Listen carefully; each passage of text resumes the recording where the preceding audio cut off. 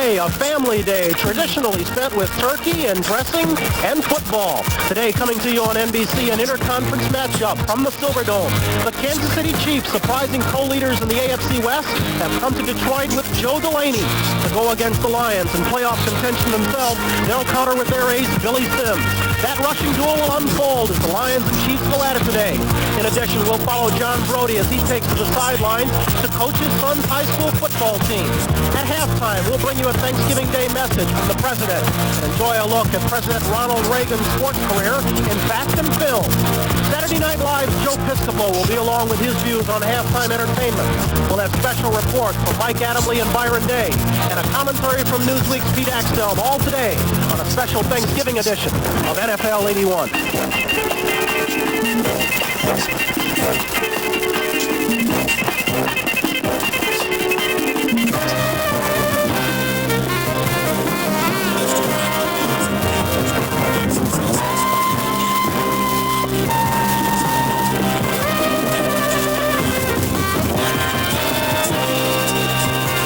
NBC Sports presents NFL 81, an inside look at professional football and the preview of today's Thanksgiving Day special. Brought to you by the 1982 Volkswagen. Nothing else is a Volkswagen. And by J.C. Penney.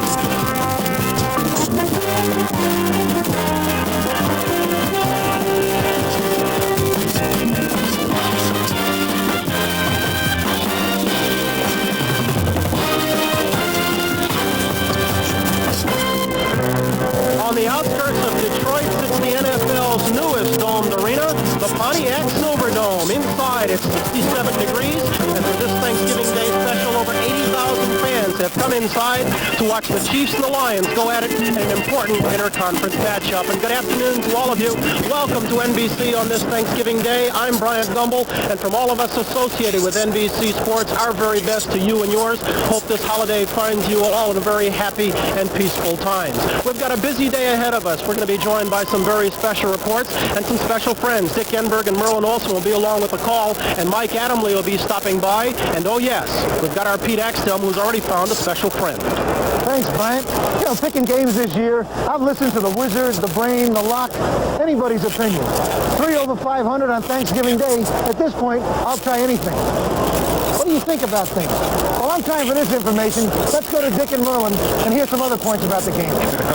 Old Pete is NFL 81's answer to Dr. Doolittle talking to the animals. Very, very seriously, this game involves first place and a look ahead to the Super Bowl playoffs. The Kansas City Chiefs are tied for first with Denver in their division. The Lions are only one back of Minnesota in the NFC Central, and they're looking ahead to big things.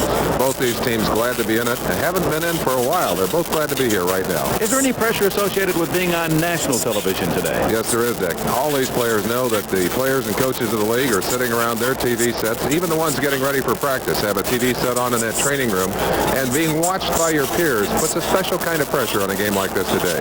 Pressure with a capital P for the two defenses. These are the top two running teams in all of the NFL. And Joe Delaney, the brilliant rookie for the Chiefs, and Billy Sims for the Lions, the men will be focusing upon. Well, and for a defensive team, looking at either one of those runners is instant nausea. I imagine these defenders laid awake, or many of them laid awake last night, worrying about the kind of touchdown capabilities that both those men bring to the field. They're a potential touchdown every time they touch the football. Any runners ever make you sick to your stomach? I got to admit it, Dick, going up against an O.J. Simpson or a Gale Sayers, every time they touch the ball, that tightening in the stomach, the fear of not being able to catch up with them, or even if you did catch up with them, the fact that they might just leave you laying on the ground. And you think this is going to be a big hitting game? I have to believe that this is going to be one of the roughest games of the year. These are two of the most physical football teams in all of football. So the main course is running with some crisp hitting and blocking on the side. Brian? Okay, Dick, thank you very much. In truth, Billy Sims and Joe Delaney will be at center stage, and of course, a lot of attention will be directed toward quarterbacks Bill Kenny and Eric Hipple. But as Mike Adamle has noted, there will be a quarterback on defense for the Lions who deserves some applause of his own. In 1972, Stan White was a 17th-round draft choice out of Ohio State. During his first 8 years in the league with the Baltimore Colts, he was one of the premier linebackers in the American Football Conference. Now, in the twilight of his career, he relies more on intelligent play to get the job done for the Detroit Lions. Stan, we've come a long way since our days at Kent Roosevelt, and it's good to see you again, partner. Well, Mike, we have. We grew up together, and we've been apart now for a few years, but it's good to see you again. Today, when Bill Kinney, the Chiefs quarterback, looks across the line of scrimmage, one of the things that he's going to be worrying about is number 52. That's quite a tribute. Well, I hope so. 10 years is a long time to play, and you said it's the twilight of my career, and I guess you're right. I hope there's a few hours left until darkness, until I have to quit playing. But coming to Detroit really gave me a new lease on life. I sort of played out the string in Baltimore, and there was a new coaching staff and a big change there. And coming up here with Maxie Barn, a defensive coordinator, really gave me a chance to really motivate myself again and really get myself back into football.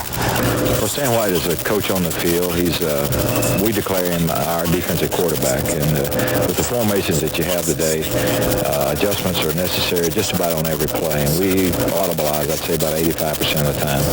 And if you call the play from the sideline, you have to change it anyway. And we feel like that he's in the game, and he does a great job for us. One time last year, Stan was aware of a pass formation versus a run formation, and there were 10 times in one ball game we were able to put on a pass rush in a situation that was normally a run situation, and by those pass rushes, that kind of thing is important to have the ability to do that on the field. There's no way from the sideline we can signal all that at the last instant like Stan's able to do. I know your defensive coach, Maxie Barn, likens you to an extra coach on the field. Yeah, I guess you can take that two ways, Mike. I think it's meant to be a compliment. They allow me to do things that a lot of other players aren't allowed in the field. I'm allowed to make all the adjustments. I don't get signals from the sideline. They give me great latitude. And I think that being able to be like a coach on the field allows you to make changes, allows you to make some big plays on defense. But I think sometimes they play on that so much that they forget, or sometimes they make you forget you can play football too. And a lot of people think that the only thing you can do is go out there and direct traffic or something of those means. But I like to think that you have to be able to do both parts of your job. You have to be able to know what the other team's doing, be able to direct your defense, but you got to be able to play your position too, because if you can't, that's the first thing they're going to attack. And you can't protect yourself all day. You have to go out there and make the plays too. Partner, great to see you again. Good luck today. Okay, Mike, thanks a lot. It's good to see you again. Mike, coming out of that Stan White, you were telling me a little bit earlier that he's the last of what I guess would be a vanishing breed, guys who call the signals from the field. Well, Merlin Olsen calls him a dinosaur. He is vanishing. To my knowledge, he is the only player, as you said, Jack Pardee used to do it with the Redskins and the Rams. And the thing that makes Stan so good is that he has a special football talent, and should he decide to retire, he'll wind up as somebody's defensive coordinator. Okay, that's number 52 of the Lions. He'll be watching today. And one of the people he's certain to be watching, number 37 of the Chiefs, his name is Joe Delaney. We've been talking a lot about him an awful lot this morning. Let's learn more about him from Byron Day. Joe Delaney of the Kansas City Chiefs has been one of the surprise packages in the NFL this year. Watch him run, and the comparisons are inevitable. Sayers, Simpson, Dorsett. But their reputations preceded them into the pros. Delaney slipped into the league very quietly after playing college ball at Northwest Louisiana. Joe Delaney wasn't exactly a household name when he played with Northwestern Louisiana, but the pro scouts knew who he was. In fact, on this show last year, Bucko Kilroy of the Patriots said that Joe was probably the sleeper in the whole draft. Well, a lot of NFL teams were caught napping during the first round because Joe wasn't chosen. And it wasn't until the second round that the Kansas City Chiefs picked Joe Delaney. Why didn't he go in the first round on the basis of what he's been showing so far this year? I think it's more because he's from a smaller school, and he is a person who is not big, certainly by National Football League standards, as a 185-pound running back. Joe, what's been your biggest adjustment to playing pro ball? Well, my biggest adjustment is getting used to the big lineman, just fall on top of you and everything. I didn't really have much of a Northwestern, but they wasn't quite this big and fast as they are now. Joe's a tough guy. Joe's a hard-working guy. I tell you, he's just a no-nonsense, get-down-to-business sort of a guy, and I guess his running style is really illustrated by the type of person he is, I think. He gets that ball north and south, and he gets there right now. When you get the football, what's the first thing you look for? what they're looking for is a crease, a crease along the line. Everybody knows that look for it. Not there, that look for the outside bounce. Are you looking for the play that's designed first? Right. You play the design first, and then it's not there, and then I try to move on to the next level and get outside. Well, I think it's a very satisfying thing to get a block and perhaps fall off and try and end up tripping a guy or something and look up and see Joe running past you, and a guy reaching out, maybe trying to get a hand on his ankle as it's going by. Delaney has gained 985 yards this season and ranks second behind Earl Campbell among running backs in the AFC. Only 13 rookies have ever gained 1,000 yards, and Delaney figures to do that today. He's really helped turn the Chiefs around, and Kansas City coach Marv Levy on this Thanksgiving Day has a lot to be thankful for. Byron Day, NFL 81. Some thoughts on the Pontiac Silverdome and the defensive men in the middle when NFL 81 continues right after this. Clem, it's time we thank the folks at Skill. They brought out the Sandcat sander only a couple of years ago, but now we just can't work without it. Right, Clem? Skill Sandcat handles easy, like an orbital sander, has the muscle of a belt sander. I expect it's going to last, too. As long as our Skill saw circular saw, maybe as long as me and Clem. Skill. We build tools that last, and last. Clem, where did you put the hammer? It's a feeling of freedom that begins with Blue Stratos. A feeling as brisk and bold as the open sky. New Blue Stratos Cologne and Aftershave.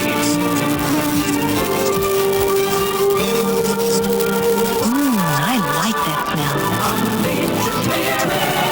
You'll like the feeling. The highest mileage car in America comes with front-wheel drive, a reliable, easy-starting diesel engine, comfortable adjustable seats, and a nice, roomy interior. The Rabbit Diesel is the highest mileage car in America, but the best thing about the highest mileage car in America is it's made by Volkswagen.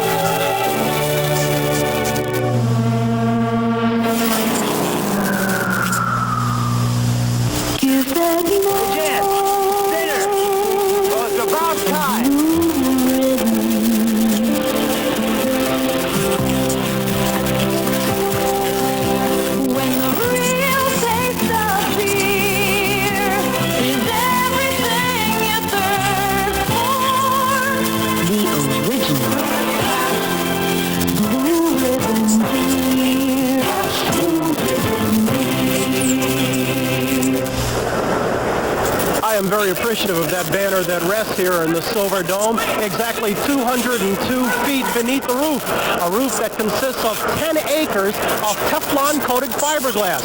How might you wonder if that roof held in place? We asked Pete Axtell. Thanks, Brian. On the way in here, I picked up this brochure about Silverdome facts. One thing it tells me, the roof is held up by 5.5 pounds of pressure per square foot. Well, that's interesting. It means there's a lot more pressure inside than out. But you may wonder, what do statistics have to do with a football game today?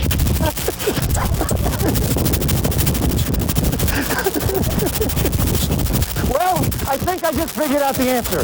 We're dealing here with two of the best field goal kickers in the league, Nick Lowry and Eddie Murray.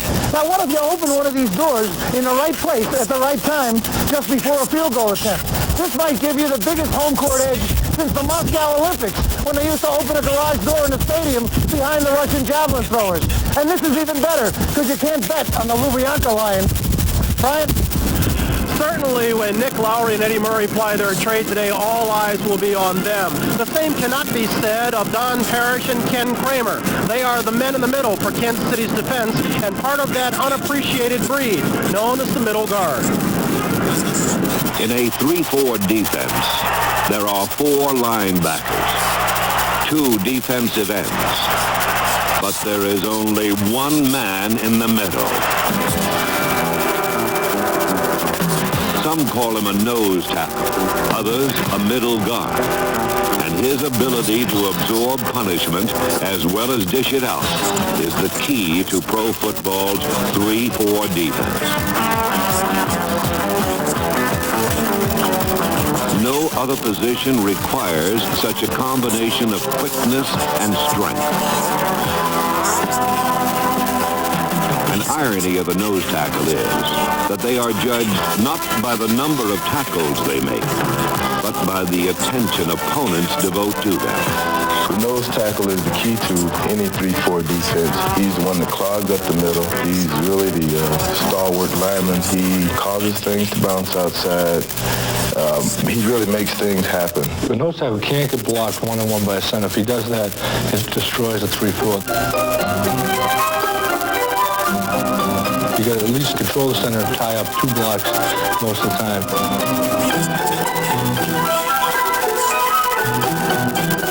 And if you can't, you should be able to control the center and get down and make the play yourself.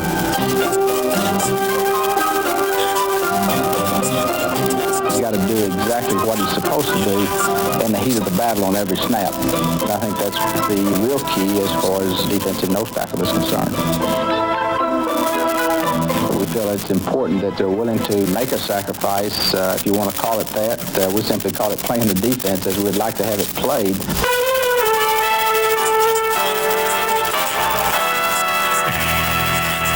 A coach once said, the only thing easy about playing nose tackle is that you always know exactly where to line up. This is the most physically demanding position in the game. Every snap brings with it an assortment of double and triple team blocks.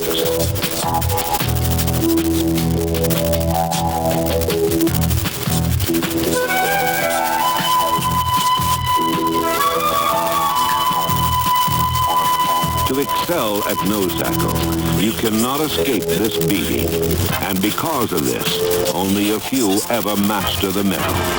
The Denver Broncos starting nose tackle is number 68, Reuben Carter, a man with that extra something that it takes to play this position well. I love the position. It's basically a part of myself, a part of my personality, being persistent, being aggressive. Let's go. Let's start up front now. Come on the ball. There'll always be somebody there waiting for you when you make a move to get around one of your blockers. If anybody's standing in my way whenever I come around a blocker, that person can expect to be hit. I expect to get double teamed on every play.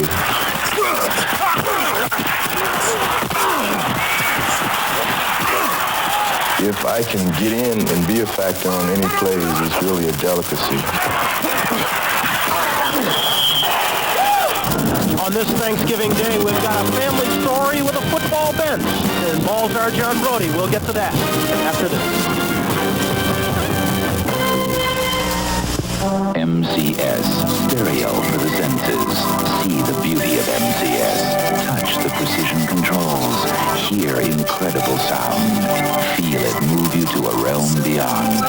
The MCS 60-watt system with receiver and speakers is on sale at $599.85. Save $380. See it, touch it, hear it, feel it. MCS, stereo for the senses. Only at JCPenney. This diesel engine is what makes the Volkswagen Rabbit and Pickup the best mileage 81 car and truck in America. Right now, make your best deal on either one. And Volkswagen of America will mail you a check for the suggested retail price of the diesel engine option. What that really means is you get a diesel at no extra cost. So you can save hundreds of dollars now and hundreds of dollars a year on fuel down the road if you get to your Volkswagen dealer by December 31st. Victoria, darling. My heart. Stop, camera. Wash the suit. Wash the suit? It's the Hager washable suit in Visa fabric, made a new way to be machine washed and dried. And action. Victoria, my... Cut. I don't believe it. The Hager washable suit is guaranteed to keep its great looks and fit for its normal life or your money back. The Hager washable suit. Guaranteed wash after wash after wash. You said no.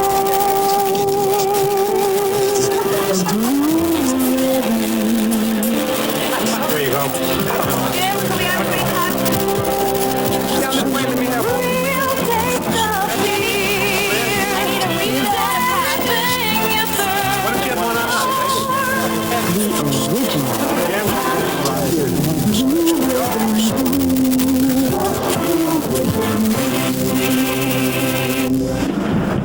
again wish you a happy Thanksgiving. We take note of the fact that in each life a person wears many hats. Case in point, our John Brody. He has been quarterback, announcer, husband, father, and now he has added to that coach of his son's 8-man football team at Apple High School.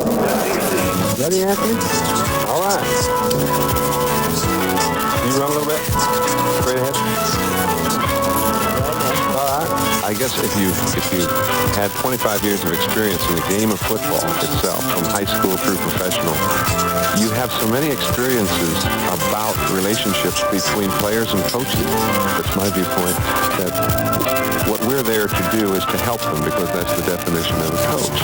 And when we do help them, they gain greatly. And I think at the level we're playing, our purpose is to get them enthusiastic about the game of football so that they can feel good about themselves and go out and be a more involved person. Well, the young guys have taught you guys to be here yourselves anyway, so here you are, let's go. My son Bill not only is one of the players, but asked me to come down here and help because he is the quarterback.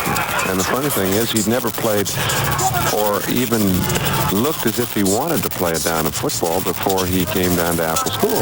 Get going here. Okay, Bill, you can still run. You can fake a 48. You know, if you fake 48, you can tell them the lines and blocks off, okay? Fake 48, all right? And you can hit Richard streaking straight down the side or toss up. Okay? Boy, Richard, that's the way to go, baby! That's the way to run it! Way to go, Bill, good throw! Here we got our guys. When you call 15 in the huddle, right? Boom, they come right in here. You got me? He's a good coach. Right in here. He gets into it pretty much. He gets into the guys and then playing. He gets a little rowdy too much sometimes, but overall he's very good and he keeps his calm. Each lineman is there, and I mean it's a block like a dive play. You follow me? So what you do, Bill, is you drop back, okay? Just give it a quick putt, you know the putt, and then you might just run back. That's the only way we can run it. If you want to do it. If you guys want to do it? Yeah. Okay, because of 15, that's the way you do it. Okay? And then... There he is! All right! Didn't I see that on the chalkboard? Way to go, Coach. 21, that ain't bad. Nice going. Too good. Yeah, we did about as good as we could do. Thank you. This may or may not be my last year of coaching, but it will never be beyond the level of high school in an enjoyable situation, because I've really found that the guys that have it best are those that are sitting up in row 50 with a microphone. I love you, JV, but 53-21, maybe we did the piece on the wrong coach. In any event, on this Thanksgiving Day, let's turn our attention to another member of the NBC family, Lenny Dawson, the subject of our kickoff report. Old Spice presents Kickoff.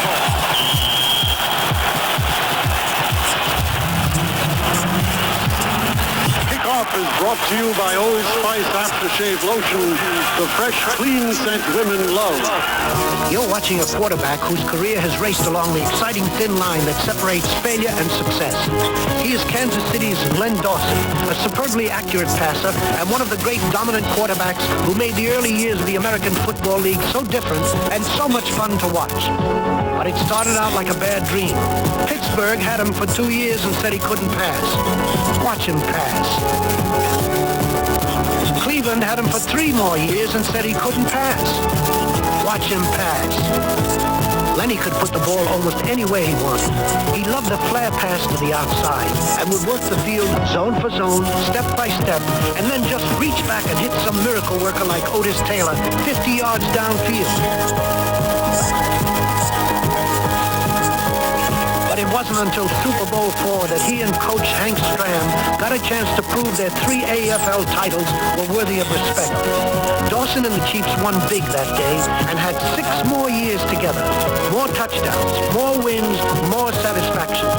When all the smoke had cleared, the record book shows only 3 quarterbacks in the history of the game have ever passed for more yardage than Len Dawson, the Chief of the Chiefs.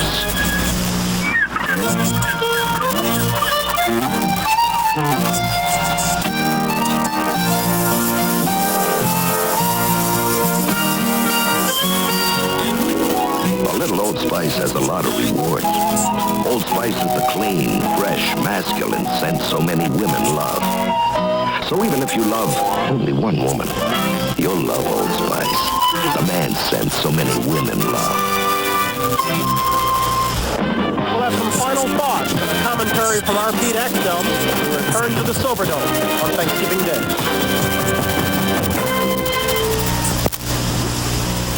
At JCPenney Auto Centers, we won't steer you wrong. We will steer you to the amazing JCPenney Mileage Maker XP All-Season Steel-Belted Radial for great traction in any road conditions. And right now, save $40 to $100 on a set of 4. The Mileage Maker XP with the unique interlock block tread. Season in, season out. The only tire you need. Only at JCPenney. JCPenney Auto Centers. We won't steer you wrong. Mom, we got a present for you. When you get home, Let's go. you can install the Stanley Do-It-Yourself Garage Door Opener in about 4 hours. Everything comes in the box. Just assemble it, put it up, and plug it in. Surprise. The Stanley Do-It-Yourself Garage Door Opener. It's a very nice thing to do for somebody else. He did it so fast. Available for holiday gift giving at most Kmart stores and ACO. Our day is just getting started, but word around here is it's already gone bad for Pete Axtell. Any truth that you had the Brodies in the 53-21 game? No truth at all. I haven't bet a Brody team yet in my life. That's why I'm so rich today, man. You know, rich tradition is Thanksgiving Day. It's reached that point in the year where all the games are kind of special. Not only the pros, but the colleges, because they're coming up on bowl time. Well, I've already decided my 2 favorite bowls so far. One is the Sun Bowl, which gave Oklahoma a chance to find somebody they can beat this year. And the second one is the Garden State Bowl, which is played in the Meadowlands in New Jersey with that great traditional metropolitan rivalry, Wisconsin and Tennessee. You know, the bowl that's getting a lot of play here in the Detroit area is the Astro Blue Bonnet Bowl, which will match Michigan against UCLA, and supposedly the officials in Pasadena are a bit miffed at that. Yes, well, it's sort of a mini Rose Bowl, and for the Michigan fans that wish they were at the real Rose Bowl, the Astro Blue Bonnet Bowl has a little history of its own, you know. It was the first bowl to have a hyphen. We might add there's no truth to the rumor that the Colts were going to be invited to the Fiesta Bowl, but they didn't quite qualify. But you know, in truth, it's funny that people make a big deal about the bowl invitations going out. They're supposed to go out at the end of the regular season in college football. In truth, they go out earlier. Well, yeah, everybody knows pretty much by mid-season where the teams are going to go, but we have to keep the charade going for the economy.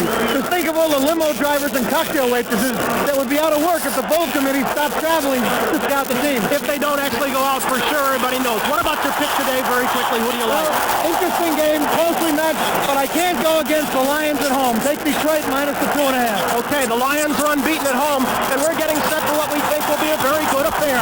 80,000 on their feet here.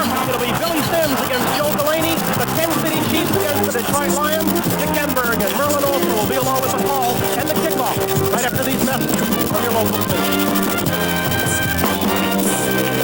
The Smurfs bring their #1 show to prime time. Yeah, Sunday. Trust the leader in technology to forge a new legend, Seiko LaSalle. Trust Seiko to fuse slim elegance and fearless performance. Use Seiko LaSalle. Trust Seiko to create timepieces destined for a place among the world's great possessions. Seiko LaSalle. Miracles of slimness, marvels of technology. No wonder people trust Seiko more than any other watch.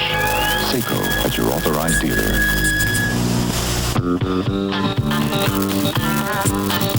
When you're out riding a Yamaha snowmobile, you won't think about all those grueling years of testing that went into the engine design, or all the late nights our engineers spent smoothing out the suspension.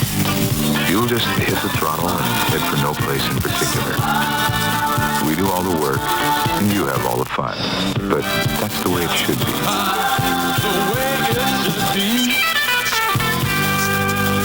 I'm back to tell you about that remarkable radio station. I'm Arthur Penhallow on Riff. Just take a look at these lips.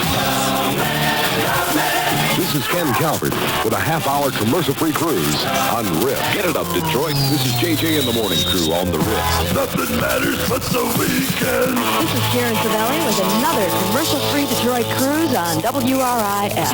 You still got a remarkable mouth. WRIF is still a remarkable radio station. Baby! The original Miracle on 34th Street, tonight at 8. The 80,000-seat Silverdome, the largest stadium in the NFL, the scene. Kansas City and Detroit, the top two running teams in professional football. The young Chiefs are 8-4. They're tied for first in the AFC West, and they're led by sensational Joe Delaney, a rookie from northwestern Louisiana, whose breakaway bursts have him just 15 yards from the 1,000-yard mark. For Detroit, one game out of first place, it's last year's NFL Rookie of the Year, Billy Sims. The former Heisman winner from Oklahoma has the best rushing average per game in the NFL. Sims versus Delaney. The Lions and Kansas City, two teams in the run for the Super Bowl playoffs.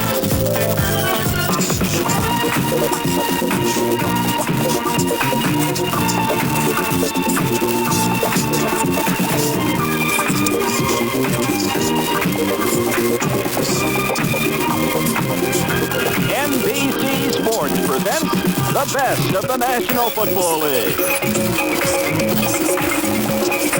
Today, from the Pontiac Silverdome, it's the Kansas City Chiefs and the Detroit Lions. Today's game is brought to you by Old Milwaukee Light. We've got the taste of light, right? Old Milwaukee Light. By the new Chrysler Corporation. For 1982, Chrysler has the cars, the quality, and the prices America needs. By IBM, helping put information to work for people. And by K-Care, where quality parts and service are Kmart price.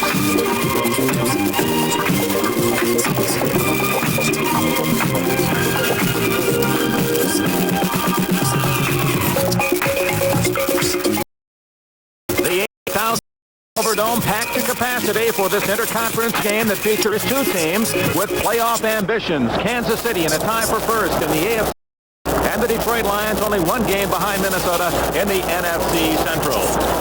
And from Marvin Watson, president of NBC Sports, throughout this entire NBC Sports crew, a happy Thanksgiving from Pontiac. On this day when all of our crew, the ladies and gentlemen who will send you this game, are away from their families, we hope that you're enjoying those on this very special day. Happy Thanksgiving, brother. Same to you, Dick. Good to be with you. And it's nice to get together with the families, but in a time when it seems fashionable to be critical of those things we don't have and to be angry at everything and demanding change, it might be nice to step back and look at the things that we do have, the good things we share in life, and to be thankful for just a moment for those. Nicely said. These are two teams that are battling for first place, and of course they're looking ahead to the Super Bowl, and they are the two top rushing teams in the entire NFL, and they feature two outstanding runners. Let's talk first about the Kansas City Chiefs' Joe Delaney. The word for Delaney is quick. You talk to people who've played against this young man, they cannot believe how fast he hits the hole and how quick his feet are. He has really set some people on their ear, and for a small back, surprisingly strong. He really has come on strong in this rookie year.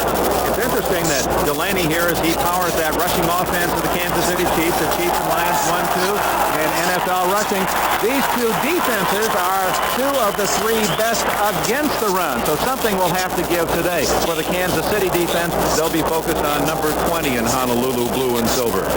Dick, we had a chance to watch Billy Sims as he played out his college career, and we also have had a chance to watch him in a professional uniform. Again, amazing quickness and blinding speed, but I think the thing that sets Sims apart is his ability to see the openings and to explode through them. He's a very special back, already over 1,000 yards, and we're going to see some fireworks from these two great backs today. Merlin, we're also going to have some fun today because we're going to be talking about football communications, what happens in the huddle. What are those fellows on the sidelines with earphones talking about? Very often, Dick, success or failure on the playing field will depend on the ability of these teams to communicate one with another. It's especially difficult in front of 80,000 screaming fans and and even more difficult in a domed stadium where the acoustics seem to multiply the sound. So they're going to have a tough time letting each other know what's going on today. It's like a foreign language. Well, it is, and teams develop their own terminology, their own special codes, words, and colors. I think the language spoken on the Kansas City side of the field as opposed to Detroit's side of the field would be as different as Swedish and Italian. I guess in this day you could say then they're talking turkey. Maybe so. Let's go down to the field. The Detroit Lions will receive Kansas City Chiefs, and White will kick it off.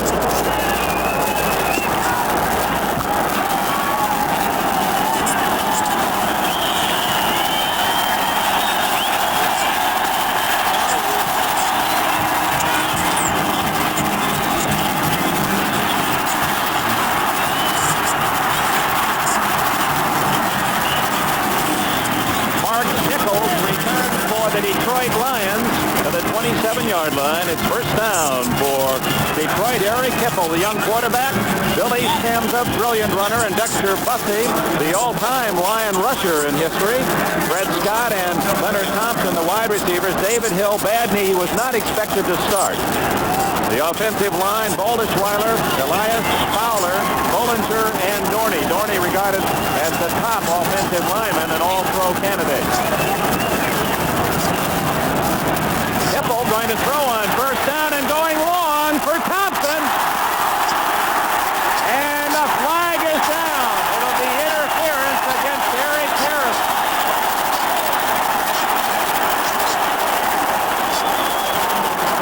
Harris and Thompson, their legs became engaged, and Thompson went down to the flag. I don't think they called him for his leg, though, Dick. It looked like he reached out with that left hand and kind of felt for the receiver. Give the referee a chance to call it here.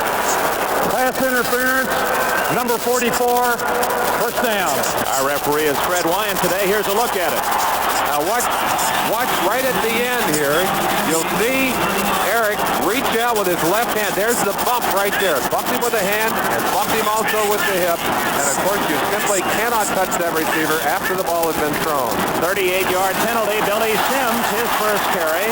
And he's to the Kansas City 32-yard line. A gain of 3+. Here's the defense for the Kansas City Chiefs. Much improved. Art Still, Don Parrish, Mike Bell. Still and Bell were top draft picks, number 1 round choices. The linebackers, Howard, Blanton, Spaney, their leading tackler, and Cal Peterson. They're back four, and you hear the coaches around the league rave about these youngsters. Green, Burris, Barbaro, he's a veteran, and Harris, who played in the Canadian Football League the last 3 years. Dexter Bussey inside the 30-yard line, but that'll be 4 yards shy of a first down. Peterson and Parrish collaborated on the tackle, and the Lions face a passing down. Dick, one of the things we can expect to do today, as well as seeing some great action, when you put two physical teams like this on the football field together, you can hear the action. You're going to hear those pads slapping together. You predicted it would be a very physical game. I think it may be one of the most physical games in the NFL this year. Horace King, a good pass receiver, has replaced Bussey in the backfield.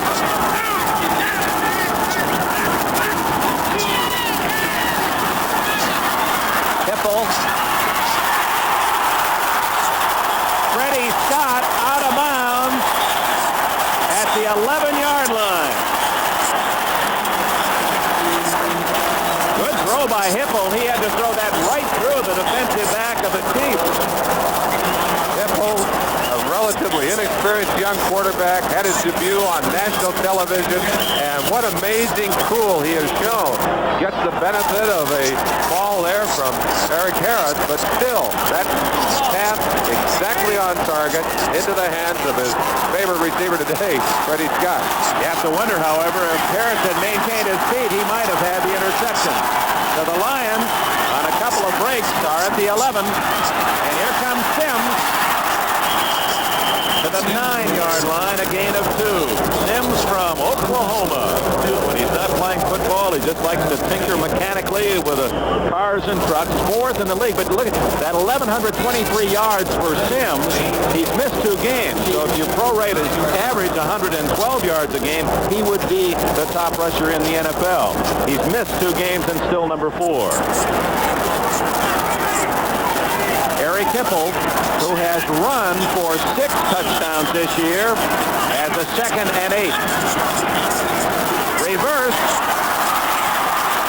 Freddie Scott back to the line of scrimmage, and that is all, as Ken Spaney read it well, along with Mike Bell, number 99.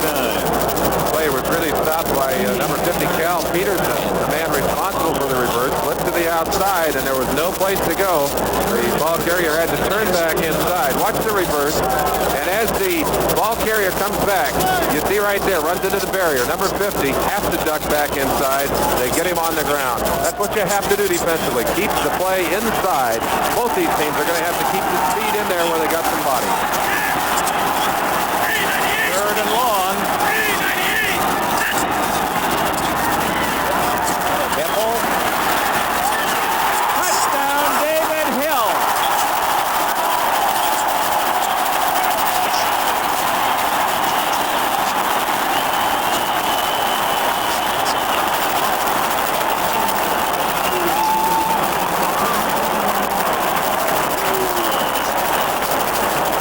Hill not expected to play today.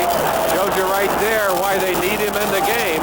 But the other thing that made that play was the run of Hipple. Little play-action pass to freeze the defense, and Hipple has 4.47 speed. He gets outside and makes a little room for himself and his receiver, Hill, and hits the TD. Hill in that crease was wide open. Veteran from Texas A&I. Eddie Murray slams through the extra point, and the Detroit Lions trying to celebrate early. It took them only 3 minutes to get 7 points. Introducing the 82 Dodge Aries K, America's highest mileage 6-passenger driving machine, with even better mileage than last year. Front-wheel drive and improved suspension for better performance than last year. But the most incredible news for 82 is what isn't new. The base model price. Still America's lowest priced, highest mileage 6-passenger front-wheel drive car. The 82 Dodge Aries K Coupe, America's driving machine. And on other select new Dodge cars and trucks, get $300 to $1,000 cash. See participating dealers for complete details. Right Guard Solid, because a man needs all the protection he can get. Right Guard Solid has an action-triggered formula, triggered to release protection when your body needs it most. So the more you sweat, the more protection you get.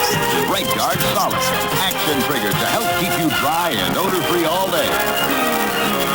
Right Guard Antiperspirant Solid, the more you sweat, the more protection you get. Now the Lions in 3 minutes, 9 seconds go 73 yards, 6 plays. The Capper 10-yard pass from Hipple to Hill. Murray ready to kick it off. Rookie James Murphy deep for Kansas City. Murphy from Utah State at the 4, the 20, and flying out to the 30-yard line. Tackle made by Robbie Martin. He's the kick return man for the Lions. Bill Kenny, the quarterback. Joe Delaney, a brilliant rookie. The big blocking back and fullback James Hadnot, over 240 pounds. Stan Rome playing for the injured Henry Marshall. That's a loss. Marshall out. J.T. Smith, 4 touchdowns on punt returns the last 2 years, and Al Dixon at tight end. Perkinoff, they like to run behind him, short yardage. Buddy, the veteran Rudney, Condon, and Getty. They've been together all year, and Marv Levy feels they're much improved. Smith in motion. They run the other way to Hadnot. Bubba Baker, number 60 from Colorado State, gets Hadnot by the ankle. Here's the Lions defense. Boy, who surprisingly leads the Lions in sacks this year. William Gay, Doug English, and Bubba Baker on the front line. Gary Cobb, maybe the most improved Lion player. Van Teddy in the middle, leading tackler. The veteran Stan White, he calls the play. Wayne Smith and James Hunter at the corners. Spider-Man Allen and veteran Ray Oldman. Oldham, not Old Man. Now that he won't appreciate. Somebody's taking unfair advantage of him there, I'll tell you that.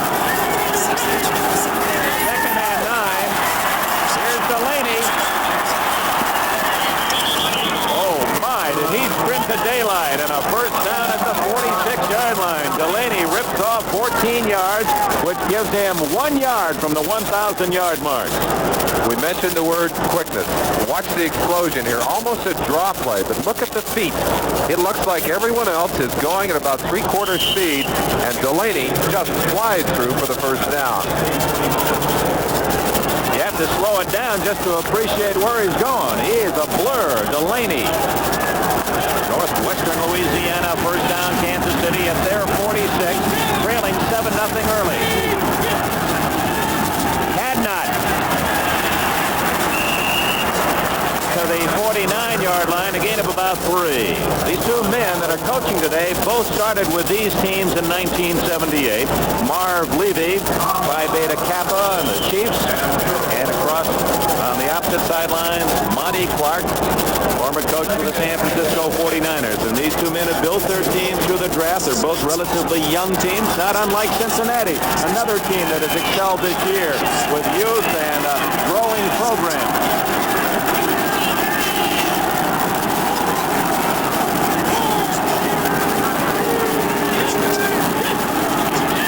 Delaney. And the Lions swarm at the 49. Veteran Stan White and the right corner James Hunter up quickly to stop Delaney for no gain.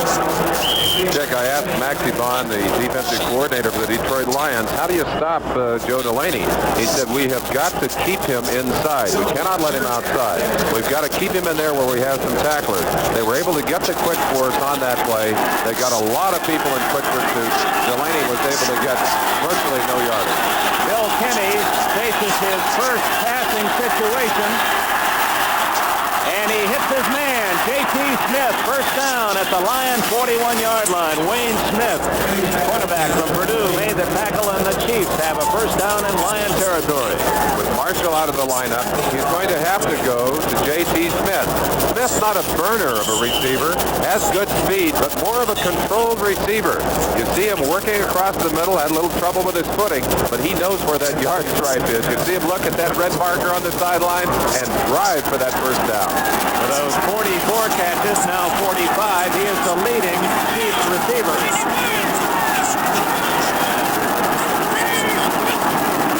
Kenny complete to Stan Rome, and a penalty flag. Hunter hit him up around the helmet and will draw a 15-yard personal foul. Hunter just back to action after being out with an injury, a little bit eager with the forearm flipper, and of course anytime you throw that forearm, you're probably going to draw a flag. They've made it increasingly painful for the defense to get up around that head and to use the forearm and the arm. Personal foul, number 28, first down. Chance for you to watch it. An excellent pass to Rome on the sideline, but watch the shot right there. He comes up with that big pass and then with the right arm, and that's a good call by the official. First down, Kansas City, just outside the 20-yard line, trailing 7-0.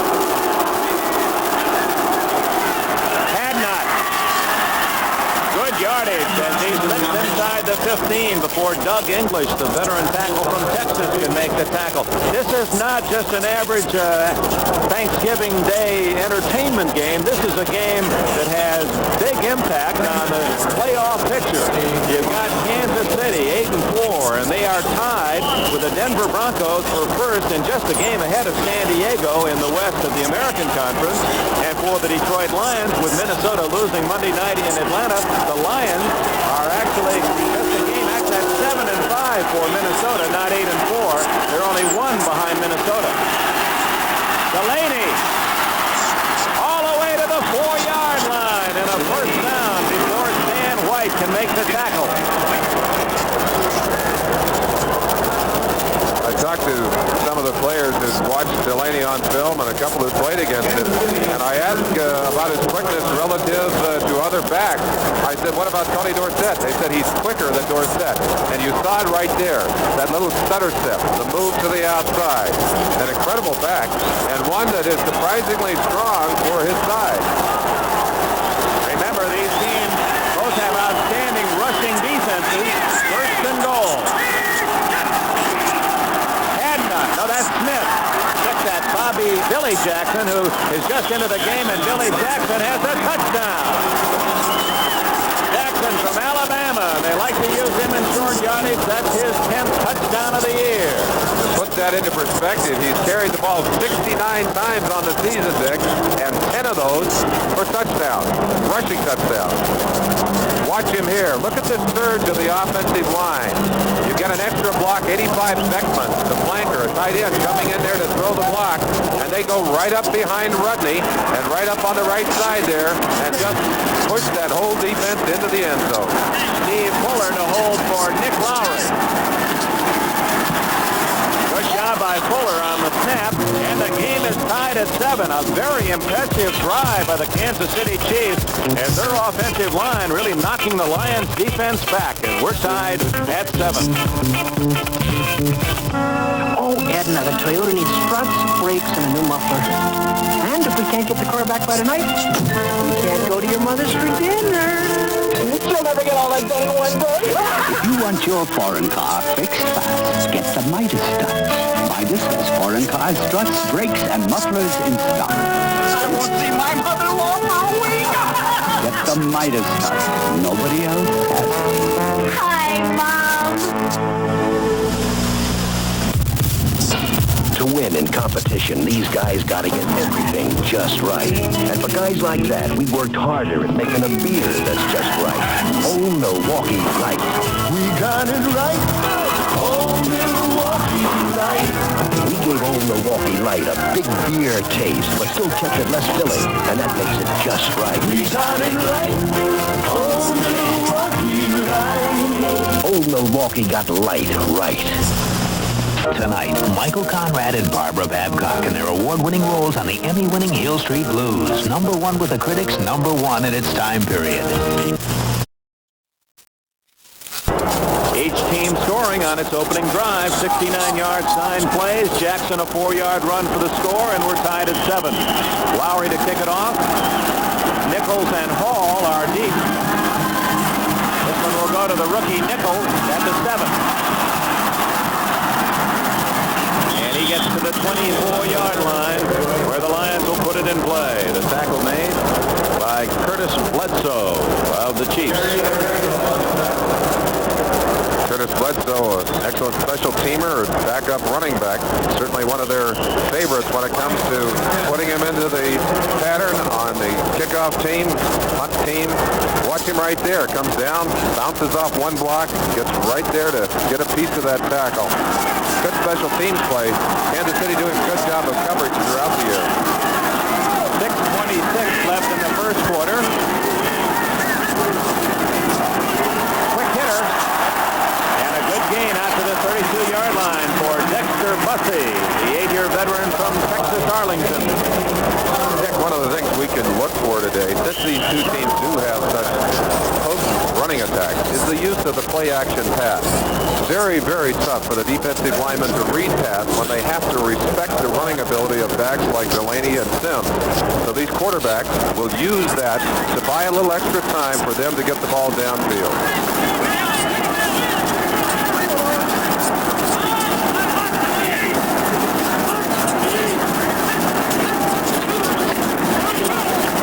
Sims cannot get outside. An outstanding defensive play by Cal Peterson after Mike Bell closed off the outside. Peterson from UCLA made the stop, and the Lions will look at 3rd and 2. Chiefs have been able to corral the big rushers in the last season and a half, as you saw from that statement. And they're trying to do that to Sims today. That was a -1 for Sims.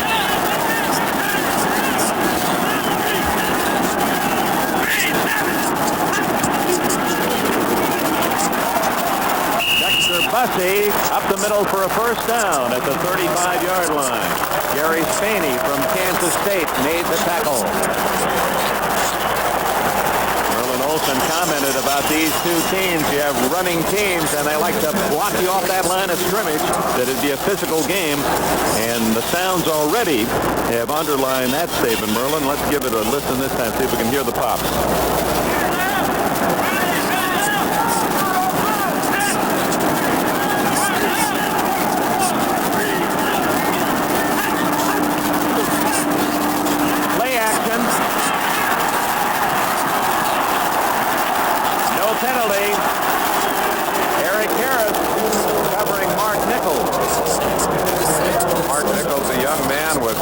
excellent speed. They say they clocked him down around 4.4, and for a man of his size, 6'1", 212 pounds, doesn't look to be that fast, but certainly the kind of player that you love to have if you're a quarterback and you want to get him downfield.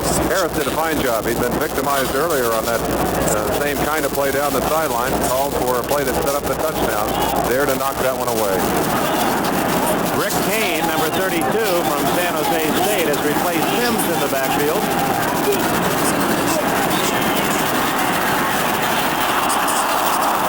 And Kane unable to handle that pass out of the backfield. So it'll be 3rd down and 10 for the Detroit Lions. Talked to Monty Clark about young Eric Hipple. He said he got his first real baptism against the Chicago Bears, who run about every defense ever created under the sun. And you've got to audible against the Bears or you simply can't play. That Hipple handled himself well, did not have a great day, but was able to stay cool under all that pressure. They knew then that they had a young quarterback that was going to do well. Rick Kane and Horace King behind Hipple on 3rd and long.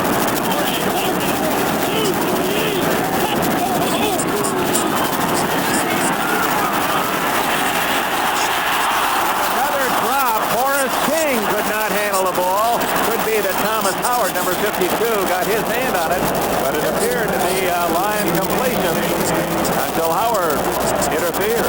Great pressure on Hipple by Ken Kramer, number 91. Kramer coming around on a stunt, just buries Hipple. Watch the reach right there.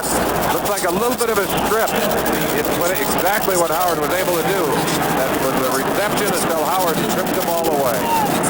Tom Sladany to punt for Detroit. J.T. Smith back at the 28. He drives it deep and a fair catch. A fumble. And who's got it?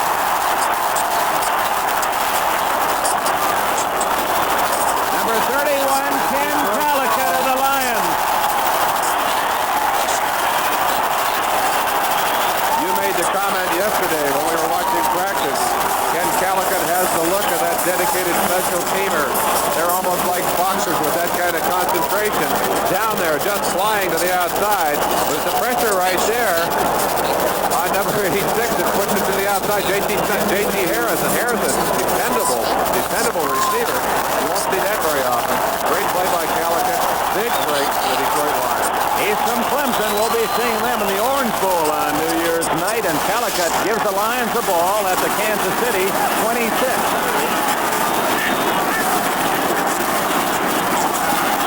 Rick Kane, and he fumbles, and the Chiefs get it right back at the 23-yard line. Don Parrish of Pittsburgh recovered the fumble. Nose tackle Parrish out there in a real hurry, and boy, what a great break for the Kansas City Chiefs. The Lions getting a hold of that football in scoring territory, already in field goal range. Let's see what caused that fumble. It's stripped away again. Just a bone-jarring tackle. Pulled that puller right away. That's Peterson again. He's made 3 outstanding plays here in the early going. And good pursuit from the inside from Parrish to get on that fumble. So the Chiefs, after the muff of the punt by J.T. Smith, get it back on the first play. Rick Kane playing for Billy Sims. We understand that Sims has re-injured that what they call the turf toe. A sprained toe does not sound serious, except when you're a runner and you're trying to put that pressure cutting, pushing off it. It can be most difficult, and Sims being attended to on the near sideline. We may see him later in the game. That's a painful injury, and it really restricts the ability of Sims to cut. In fact, that's how you get it, by cutting on this artificial turf.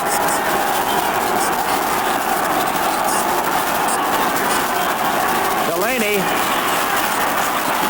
And he's to the 29-yard line. Good first down run by Delaney of about 6 before English and Cobb could make the tackle for Detroit. One of the things that has helped Kansas City so far this year is to have their offensive line healthy. But another thing that has helped is the quickness with which Delaney hits the line of scrimmage. When you know that that back is going to be there, will be able to take advantage of even the smallest holes, you get extra incentive as a blocker.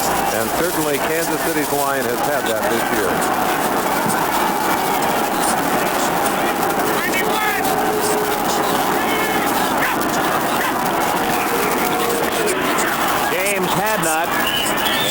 close to a first down. Hadnot from Texas Tech. It's an interesting set of backs for Kansas City.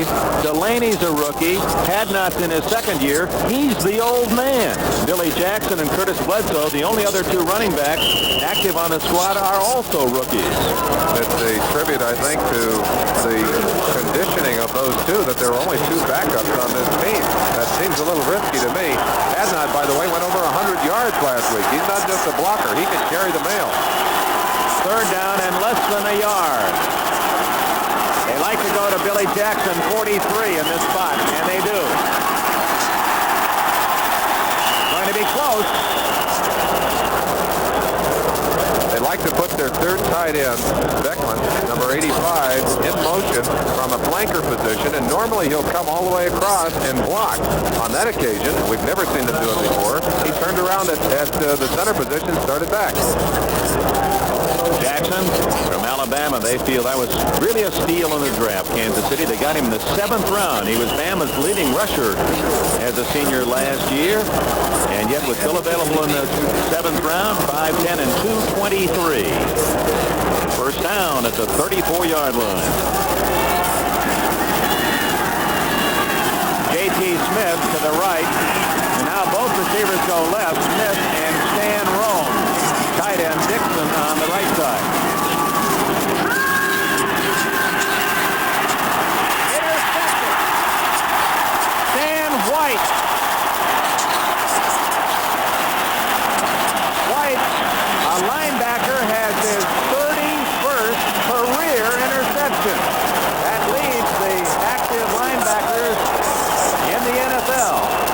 There's a man who plays football with his head as well as any in the league, and an inexperienced quarterback who shouldn't have pulled the trigger on that particular play.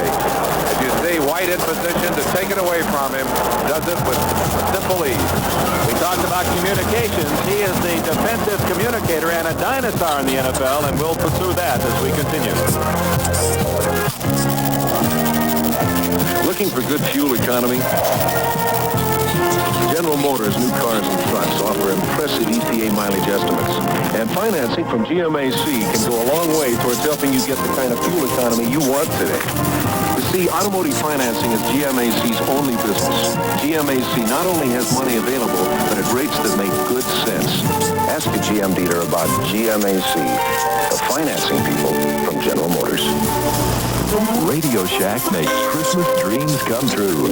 Exciting fast-action games with electronic sound effects priced from $7.95 to $79.95. Like the electronic computerized arcade, the sports stadium, two-player baseball, Cosmic Fireaway, Space Shot, and more. Your kids can play alone or with a friend.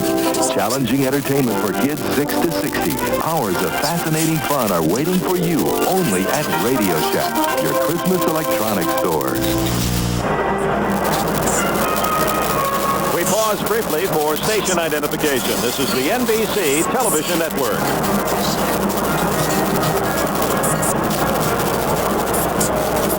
There's the defensive coordinator, Maxie Bowen. He was the coach on the field, talking with Stan White, who indeed is playing that same role for the Lions. And basically, he's about the last one left that really calls the defensive signals. It's tied at 7 here at the Silverdome in Pontiac, Michigan, late in the first quarter. 1 minute, 53 seconds left. Dick Enberg, Merlin Olsen, the Lions have just intercepted, had the ball at the 41 of Kansas City. Harry Kiffel, man open. Leonard Thompson, and he is to the 34-yard line. We talked about communications. Merlin Olsen, before the telecast today, assumed the role that the scouting coaches upstairs do, and this is where it all begins.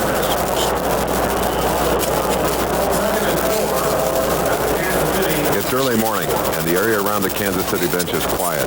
Later today, it will be filled with milling football players and coaches.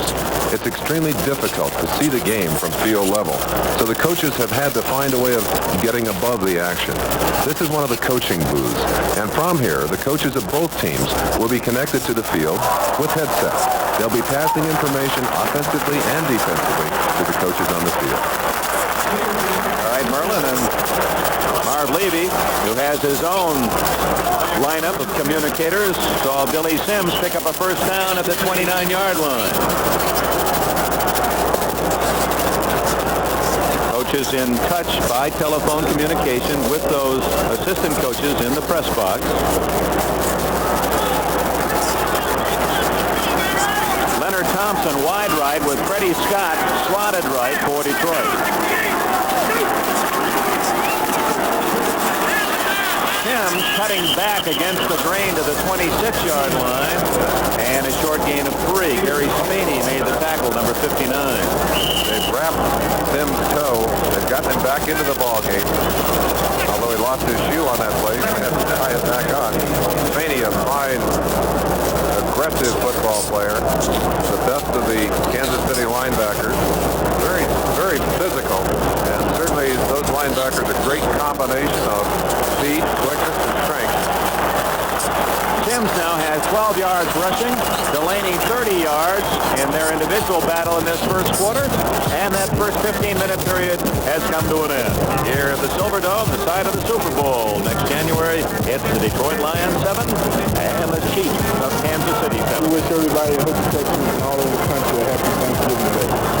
Hi, I'm Joe Delaney, I'm 37, and I'd like to wish everybody in Shreveport, Louisiana, and Hardin, Louisiana, happy Thanksgiving, and also my family in Los Angeles, and I hope you're watching the game today.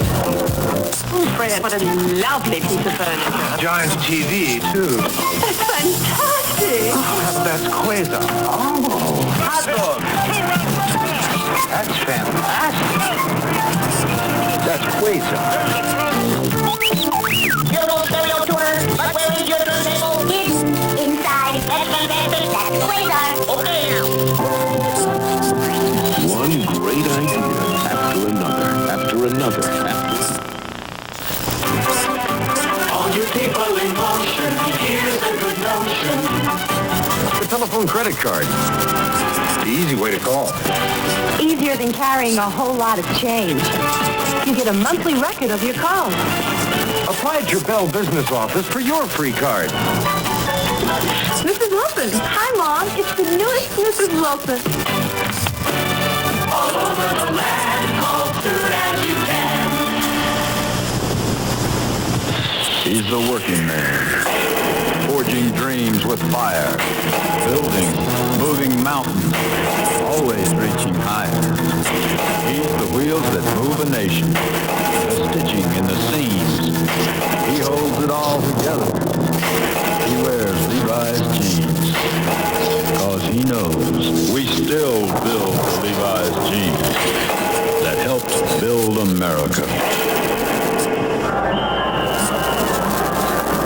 Head coach Monty Clark, 44 years of age, in his 4th year from Kingsburg, California. First quarter, 7-7 tie, and the statistics just as even. Second, and a long 7. Billy Sims has some opening. Look at Sims take on the cornerback, Eric Harris, and just ran right over him, and Harris isn't up yet. Sims says a toe may hurt a little bit, but I'm going to inflict a little pain of my own. Put his helmet down and blasted Eric Harris. Harris, a pretty big defensive corner. And watch the action, and again, you see that little change of pace right there. And the explosion to the outside. Look at that. Great power by the back Sims. 6 foot, 212 pounds, and he'll hit you much bigger than that. He does run hungry, as they say.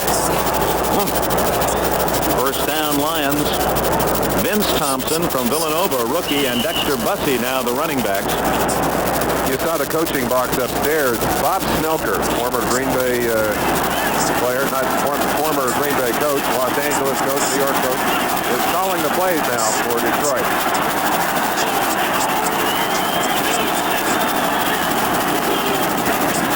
This is Thompson, and the rookie gets to the 16-yard line, and maybe a yard gain. Thomas Howard from Texas Tech made the tackle. He was quite a hurdler in high school. In fact, as a senior, had a 13.7 in the 120 highs. That was the best in the nation. And here he is at 6'2", 215 playing in the NFL. So he's big and he can run. Billy Sims back in for the Lions. Early in the second quarter, the game is tied at 7.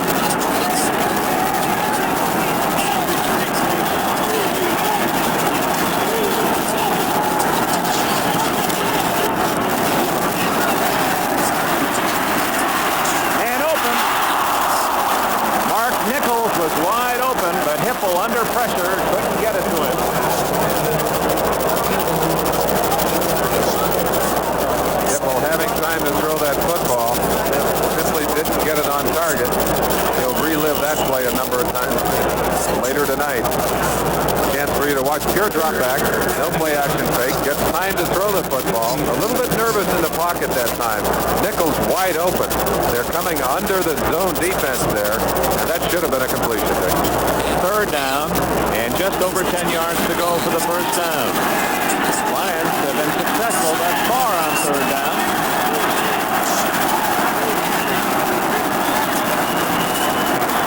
Good protection. And Gary Barbaro with a brilliant defensive play to knock it away from David Hill. Barbaro from Nichols State of Louisiana makes an all-pro play. Hill was certainly a favorite receiver in this tough territory. A big target, but Gary Barbaro read the play beautifully. Howard, the linebacker, there along with him. Eric Hipple did have time to throw that football, and without the great coverage from the secondary and a beautiful play by Barbaro, that would have been a completion. He looked like a basketball player blocking a layup attempt the way he knocked that away. It's all timing, Dick. That's about as well as you can do it. 35-yard attempt by Murray. Hipple the hole. And the Lions are back in front.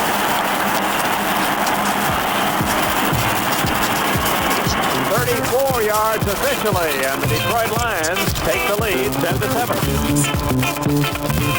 Behind every slip is a man who knows his beer. The people in St. Louis know their beer, but as a master brewer, thank you. I know one taste of my Schlitz can change a lot of minds, and now more people know.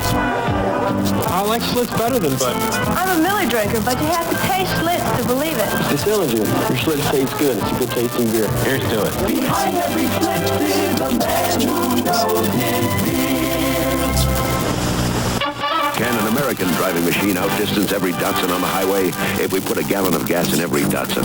And in the 1982 Dodge Omni Miser, one by one, every Datsun would run out. But Omni Miser would keep driving with the best highway mileage of any 5-passenger American car and the lowest price. At $54.99, the base model 82 Dodge Omni Miser doesn't cost $1 more this year than the end of last year. And on other select new Dodge cars and trucks, get $300 to $1,000 cash. See participating dealers for complete details. Skating superstars Ty Babylonia and Randy Gardner, Robin Cousins, Peggy Fleming, and Dorothy Hamill compete in an encore performance of the World Post Figure Skating Championship. Then light up with excitement in NHRA flag racing next Saturday on NBC Sports World.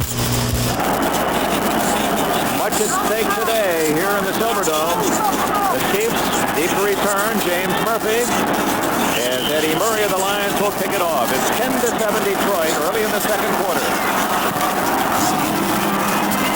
Short to Ron Cherry at the 20, breaks a couple of tackles, and finally out of bounds at the 34-yard line. Good return by the rookie, Ron Cherry from Rutgers. Harv Lee, the coach. You ever wonder what happens in the huddle? Well, in this communications process, it goes from Murray to the quarterback, Bill Kenny. Here are his comments. When I look over at Coach Ross and get a signal from the sideline, I'll then go into the huddle. I will call a formation and any shifting by my backs or receivers. I will then call the play and the blocking scheme and then the snap count. You see him look at that defense, and then he's going to call any audible if that's necessary, or the blocking call. And gives to Delaney. Oh, he's tough to bring down. A gain of 5 before Purifoy and Cobb can wrestle him down. Joe Delaney, 5'10", a compact 184 pounds.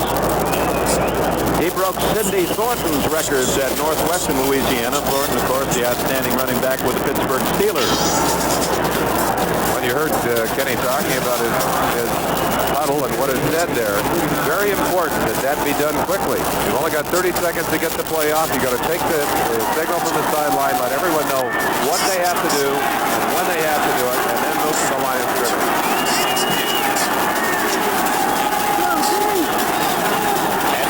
In motion, and Hadnot, the fullback, to the 41-yard line, and the Lions say he fumbled, but no signal from the officials. William Gay and White made the tackle. You saw Stan White. We featured him on our pregame show. Now you get a chance to watch him in action. Excellent quick read, ducks up into the opening, and makes a tackle. Dan White actually has lost a little of his quickness, but when you play with as much savvy, you're able to anticipate the moves of the offense, and you're almost there ahead of them. I think they may have lost their communication with the upstairs, which means that they're going to have to take the headsets off the coaches on the other side, too. And we talked to you about the communications that go upstairs to the coaches in the box. Now watch, they'll go across and they'll tell the coaches on the other side, because it's an NFL rule. If communications go out on one side of the field, they must automatically take the headsets off on the other side of the field. And you saw it very quickly. Levy said, wait a minute, stop this game. If we can't talk to our upstairs people, neither can the Detroit Lions. Very important, Dick, to remember that with the confusion and all of the players on the sideline and on the field, it's difficult to see what's happening. That's why they move coaches upstairs. That's why they'll call offensive and defensive formations from upstairs. Football is not unlike baseball. You talk to any baseball manager and he'll tell you that he has the worst seat in the house in the dugout, and so it is on the sidelines in football. All the confusion, it's tough to see what you can see from this angle. This basically, that shot before this one, is the angle that the scouts have as they look down on the play. Kay Dalton is the man that's calling the plays from upstairs for the Kansas City Chiefs. Actually, in a normal situation, sends them down to Bobby Ross, and Bobby Ross will be the man that signals them into Kenny. But right now, they've flipped the line. There they are sitting with some dead headsets upstairs. Of course, for either team, the offense needs that information more than the defense. It's 3rd down and 3.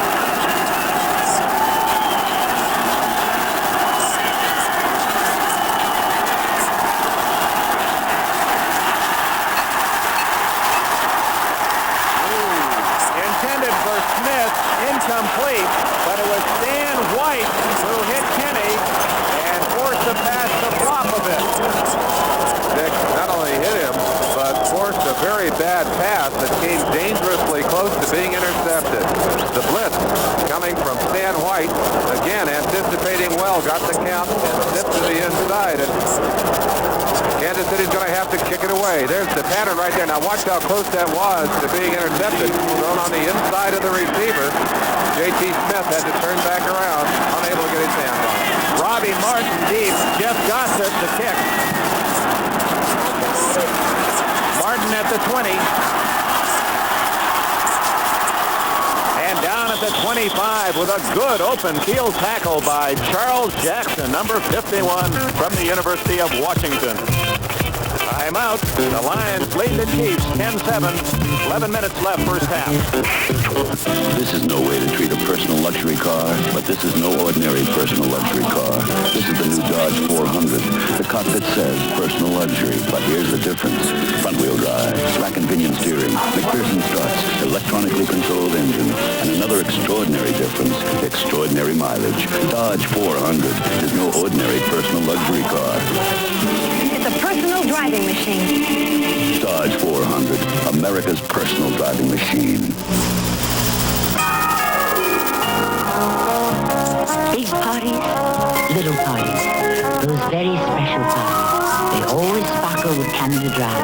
That very special Canada Dry sparkle. Always light, always crisp, and very, very refreshing. Canada Dry Club Soda, tonic water, and ginger ale. They make your parties sparkle. You sparkle. Make your holidays sparkle with Canada Dry.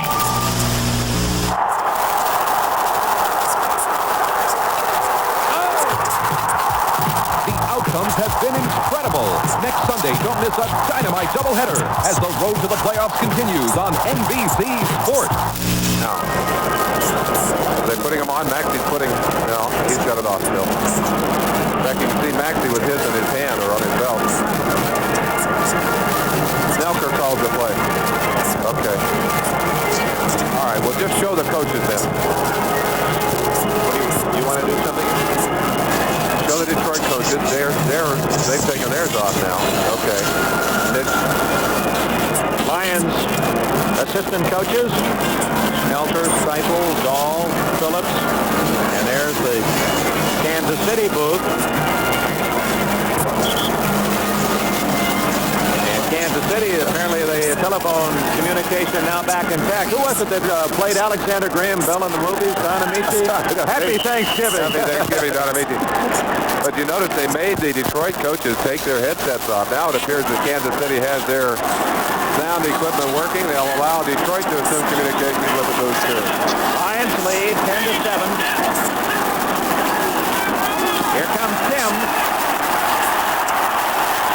to the 34-yard line and very close to a first down.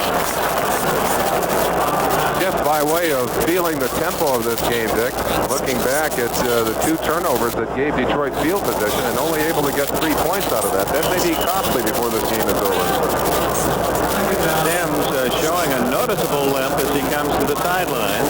There are his numbers. In only 10 games this year, he missed 2 with that bad toe, and it's bothering him today. 31 yards total thus far for Sims.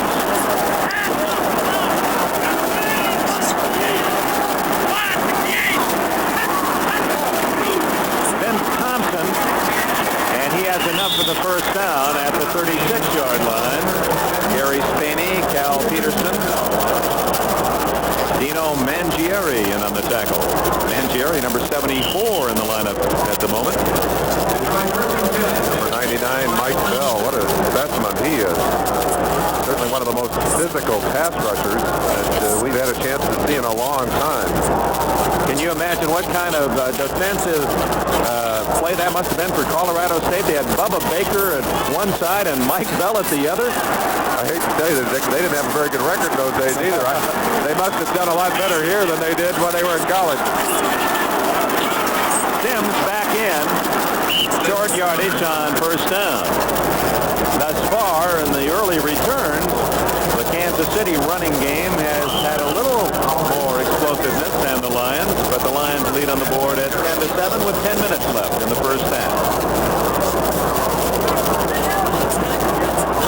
Gary Danielson has been activated for the game. He's been out with that bad wrist, a broken wrist, since the Oakland game early in the year. Activated today. You might wonder why he would have to be deactivated, even though that's his left hand. Doesn't throw with his left hand, but you got to take that snap with that left hand.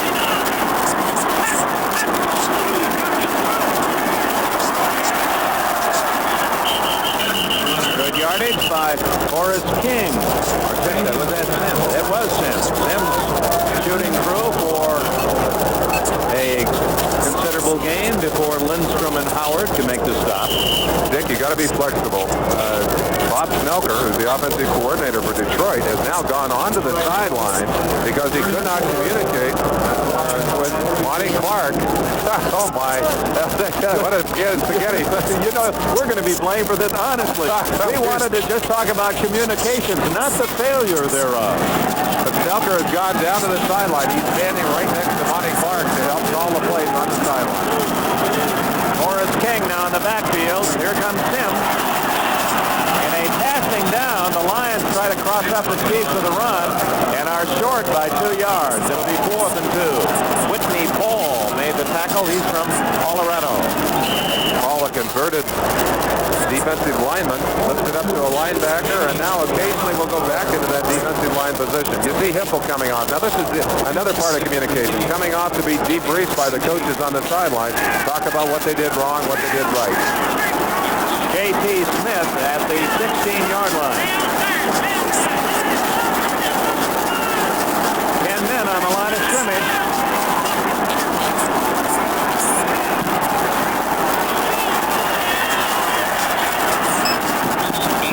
Smith, who muffed the last punt, had a little trouble finding the handle on that one. It'll be first down Kansas City at the Chiefs' 13-yard line. 43-yard punt, no return by Spladany, who leads the entire NFL in net punting yardage. A good one by Spladany. Thanksgiving to the Hunter family in Silsbee, Texas. Hello everyone, I'm Mike Bell, number 99. I'd like to wish all my family back in Wichita a happy Thanksgiving. I'd like to also wish Joe Norman a speedy recovery from his knee injury last week. Now there's a place where they have their own authorized mechanic, quality parts and service, and prices you can afford. Now there's K-Care, found only at Kmart. When you can get a brake job, both front disc and rear drum, for less than some places charge just for discs, that's a value. Well, that's what the K-Care K-Care brake special is all about. For only $88, we'll do a front and rear brake job using Ray Ventus Manhattan quality parts. At that price, why do it yourself? That's K-Care, only at Kmart. Behind every sled is a man who knows his beer. Down here in Texas, people know a good beer, and many choose to taste of my Schlitz. Just one glass will tell a lot of beer drinkers what I've known all along. You just can't buy a better tasting beer than Schlitz. What do I really think? I think Schlitz tastes better than Miller. Schlitz tastes really smooth.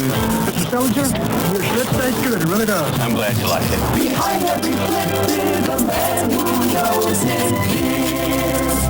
Sophisticated racing machines burn up the track at breakneck speeds of over 200 miles per hour. Don't miss the quickest quarter mile ever in NHRA drag racing. Then, a special encore performance of the World Pro Figure Skating Championship next Saturday on NBC Sports World. Midway through the second quarter, the Lions 10, Kansas City 7. There's Stan White, the defensive coach on the field. And after this play, we'll have White give us some insight into what happens in the defensive huddle and on the line of scrimmage. First down, Kansas City at the Chiefs 13. Delaney, a gain of only 1.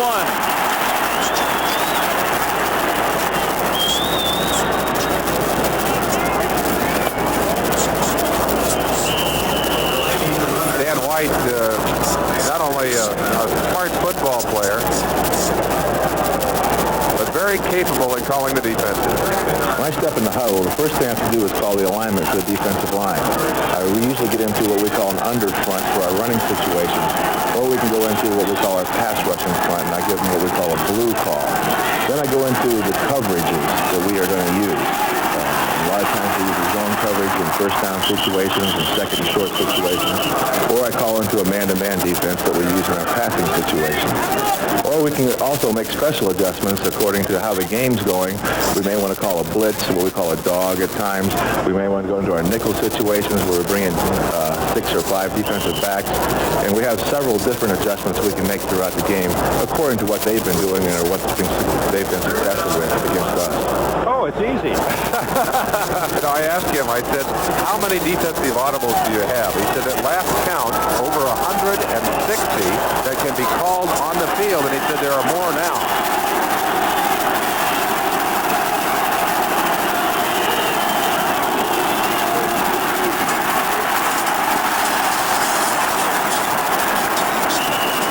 Jackson at 2:23, and someone really threw a shoulder into the ball carrier to stop him that cold. It'll be very close to a first down. An added note on Stan White, number 52. To be able to remember all that, react so quickly, obviously you need certain cerebral capacity, and he was in his top 3 or 4 in law school. He's already a practicing lawyer, so White indeed is a genius on the field. The other thing he does, and it's typical of the preparation that Maxie Vaughn, his defensive coordinator, insists on. If you ask him, you put Kansas City anywhere on the field, he can tell you what plays they like to run out of from there, what their tendencies are out of different formations. He's had more time with a projector than just about anyone else in the league. Well, he had him in the right defense on that play, and the Chiefs are short by inches. Talk about brain power. That man that you just saw, Marv Levy, you don't want to take a test with him either. Certainly not. Interesting thing about both Levy and Monty Clark, 2 coaches highly respected by their players. They're coaches who will communicate eye to eye with their players, and that's something that I always appreciated and respected in a coach. You didn't want to hear from somebody else. No, wanted it from the man himself. And Levy's got a touchy problem with his quarterback. We can talk about that a little bit later, but he's willing to talk to them and about it fairly and honestly. Robbie Martin at the 35. Gossett. Nice spinning spiral. Martin to the 40 and into the Lion bench. Timeout, exactly 6 minutes remaining in the first half here at the Silverdome. It's the Lions 10 and the Chiefs 7. There's only one car rental company in the world, big enough and good enough to be number 1 for everyone. Hertz. Who else guarantees your final rental charges in advance, like this? and lets you go right from your plane to your car without stopping at the rental counter. And they never charge for mileage, no matter where you rent the car or where you return it. Whatever you need in a car rental company, there's still only one company you'll ever need.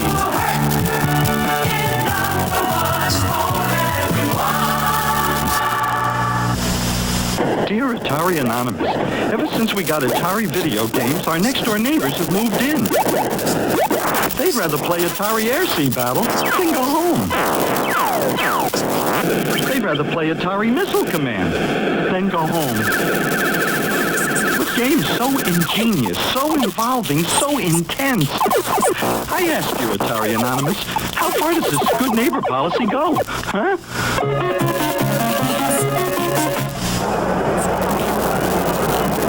This Sunday, it's Week 13 in the NFL, and the playoff races are on. Brian Gumbel will have all the highlight scores, late-breaking news from all the games, NFL 81.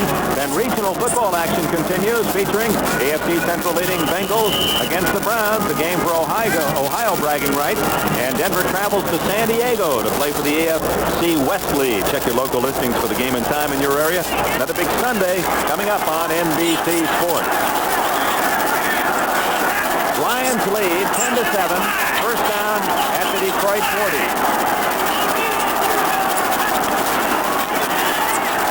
Eric Hipple on a screen to Bussey. Dexter Bussey nearly 10 yards as he stopped at midfield by the red and gold of the Kansas City Chiefs. Chiefs getting a little heat on Eric Hipple earlier, and one way to neutralize that kind of pressure is to run the screen pass. Let those big defensive linemen through and then dump it out. Dexter Bussey, a fine running back in his own right. Good job of play acting by Hipple, who must make it look like a pass, and then some good blocking on the outside. Amos Fowler, 65, although he was literally hurdled by the defensive player, making enough room for Bussey to get by, getting down very close to that first down. It's just short, so the Lions have it down with which to play. Hipple is 4 for 9, one touchdown.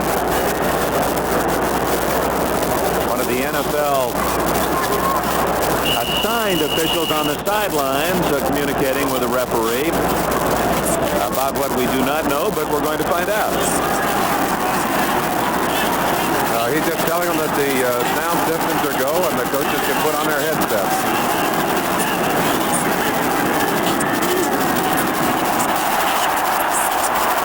Hitter, and Bussey has 11 more yards. First down at the 40. Dexter Bussey, who broke Aldi Taylor's record earlier this year, he's the all-time Detroit Lion rusher. This is the kind of thing that can happen in short yardage. It looked like Kansas City was guessing that the play was going to be outside. All of their people stretching to the outside, and they're hit up inside by Dexter Bussey for a big gainer inside Kansas City territory.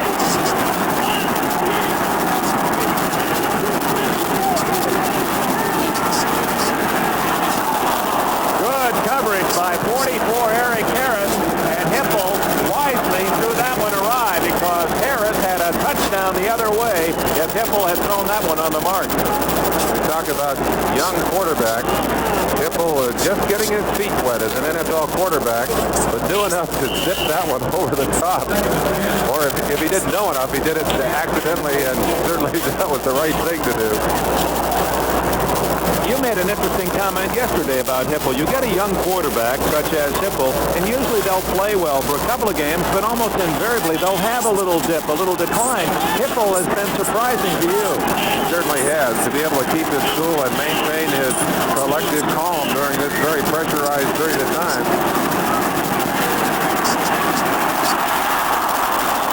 Nearly an outstanding catch in a crowd by the Lions. Eric Harris was there, and Billy Sims almost pulled it down.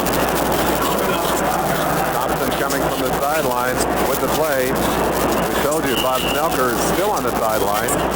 That's going to be tough for him. He's used to watching the game from up here. You can't see as much down on the field, but he's right there calling the plays on the sideline for Eric Hipple. Both these quarterbacks, because of their inexperience and because of the coaching preference, taking their plays on the sideline.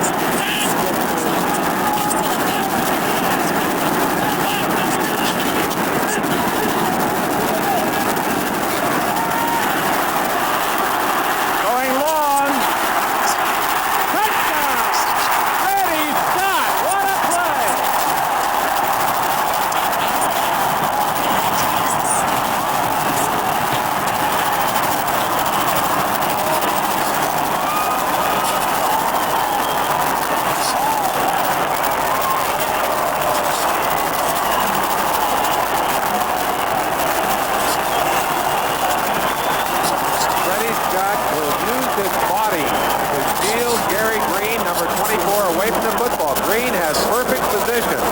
Timed it well, but did not dare bump into Scott before that ball arrived and simply could not get up to knock it away. What concentration by Scott, because he was being shielded, being badgered by the defender, and at the last minute, boom, just speared it behind Green. Murray gets the extra point. Eric Hipple refused to panic on that play, dipped up into the pocket, and got that pass right off on target. Amazing young athlete from Utah State. He goes to Amherst, Freddie Scott, and 7 more for Detroit. For the special times, for the happy times, for what's been, for what will be, for all the years and all the tears, for what you mean to me, for all you give me, a diamond, and forever I give to you. Don't you have more than Christmas to celebrate? Give her a diamond. Now, savings certificates direct from Chrysler make it easier to own a Mitsubishi-built import. Save $500 on a new 81 Colt or Champ. On a new 82, save $300. Save $500 on a new 81 Challenger or Sapporo. On a new 82, save $300. Save $500 on any new 81 or 82 Ram 50 or Arrow pickup. Now you can own a quality-built, high-mileage Mitsubishi import and save up to $500 at participating Dodge and Plymouth dealers. There are a lot of cops on the road. Only one Poncherello. That's right, baby. And Sunday, the race is on to save a teenager who's stolen money from the mob on chips. Freddie Scott, happy young man, his 4th touchdown of the year. A minute and a half, and the Lions now are in front 17-7. Eddie Murray to kick it off. There's Eric Hipple. Oh, what a job he's doing. He's playing like a 10-year veteran. That's all that good training at Utah State, Dick. We'll talk about that later.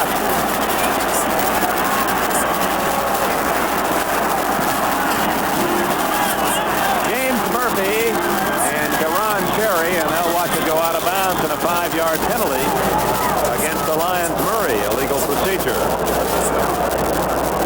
There's a young Utah State quarterback on the other side of the field, Bob Galliano. You see him there. He's in exactly the same position that Eric Hipple was in a couple of years ago. And we asked Eric Hipple a question about him, and we'll give you that tape a little later.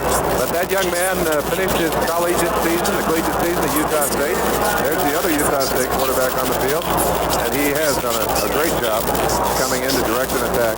Well, let's just review Hipple's history a minute while they mark off the illegal procedure, the 5-yard penalty. Hipple was drafted in the 4th round last year by the Lions out of Utah State. He did not throw a pass all last year. And then this year, with the injury to Gary Danielson, they put in Jeff Comlow, the backup quarterback, and finally Comlow, after a couple of games, relieved by Hipple. And Hipple took over as if everyone's saying, where's he been all this time? You know who his backup quarterback was at Utah State, Nick? Terry Bradshaw's brother, Craig Bradshaw. Yeah. They produced some throwers out there, the UTAC. How did you ever get into school?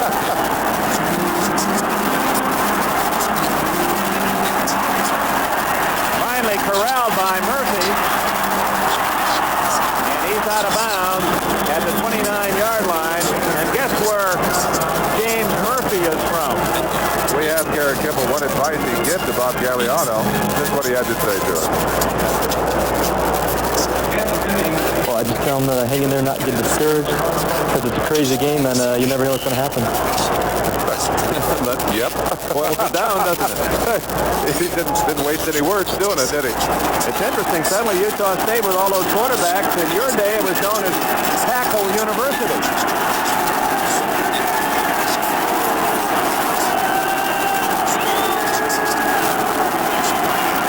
Little screen to Smith. Out to the 43-yard line before Gary Cobb can make the tackle. First down, Kansas City. 14-yard gain for the 4-year star from North Texas State, J.T. Smith. One of the favorite plays of this Kansas City offense, and again, that's to take the pressure off of the quarterback. The Detroit Lions have 37 sacks on the year, and you need to run some screens and some draws to keep those defensive linemen occupied.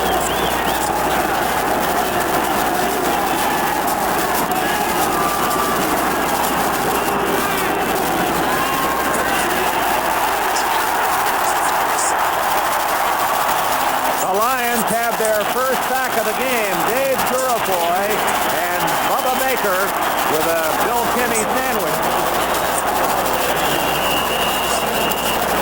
Lions are tied with Dallas for the NFC lead with 1. Of course, the Jets lead all of the NFL with 49 with that New York stack exchange. And Oakland and Detroit and Dallas tied for the NFC lead. Bill Kenny is a big quarterback, but even Big Kenny is not able to stand up to the rush of those two defensive ends, and they put it to him. 2nd and 21. Delaney to the 41-yard line. You can just see the talent, and when we go back to your comment as a defender, just getting ill to your stomach thinking about the talent of a runner like that, that was a case in point. Just a quick story. When Sayers was in his prime for Chicago, Dick, he came out to play in the Pro Bowl in Los Angeles, and I was playing on the same team with him in practice. They'd give him the ball, and I'd get nauseated watching him even when we were in practice. He was one of the real ballet dancers, great talent in the open field.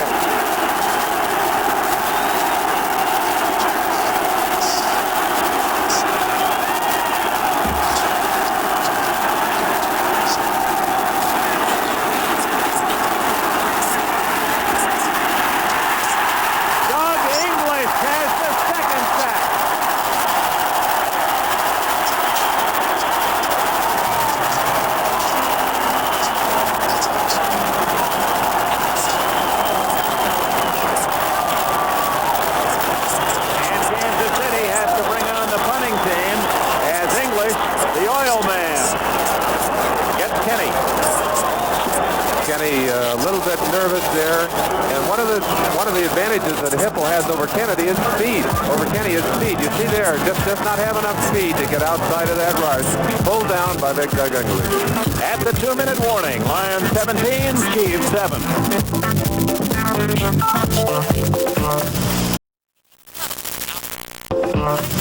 Behind every slip is a man who knows his beer. People here in California know their beer. In fact, beer is a big part of their Oktoberfest. Schlitz, please. And for our master brewer, the final test is the beer drinker's taste. I think Schlitz tastes a little better than Bud. That's nice to know. I like it. I'm impressed. This Schlitz really tastes good. Mr. Schillinger, I'll go with your Schlitz. I knew you would. Behind every Schlitz is a man who knows his beer. Hey, over here! Hey! Yeah. Let's come around here. Yeah. Hiya, Phil. Looks like we got here just in time. I'm glad to see you. Hop on in there. Okay. Oh, hey, wait a minute. We don't have room for your TV. Guess I'll just have to wait for the next boat. There's only one television that people are absolutely crazy about. Trinitron from Sony, the one and only. Doug English, who has a great name, someone said weighed 250 pounds, named Spike. I said, if it's 250, who has the weight advantage in your household? He said, I got him trained down to 175. I'm the boss. He's quite a guy. Doug English, All-American at Texas. Jeff Gossett, who played some minor league third base in the New York Mets system, kicking to Robbie Martin, the rookie from Cal Poly San Luis Obispo.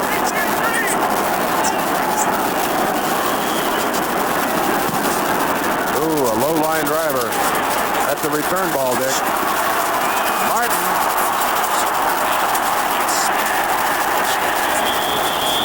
In a sea of Kansas City uniforms, Charles Jackson, the first wave, number 51. A 42-yard punt minus return. Timeout. 1:47 left in the half.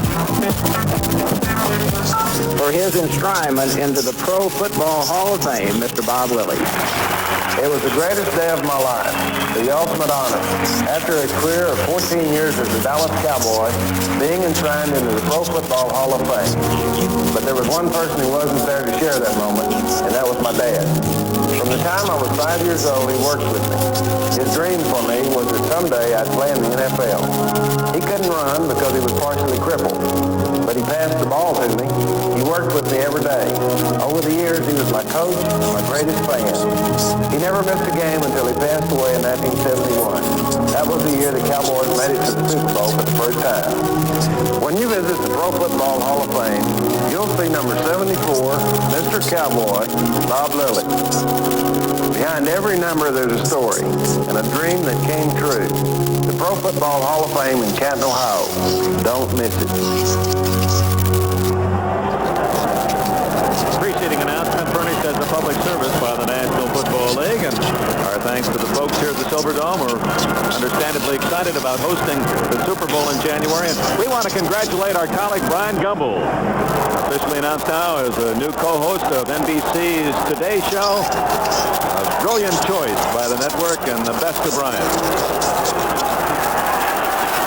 First down, Lions. They lead 17-7.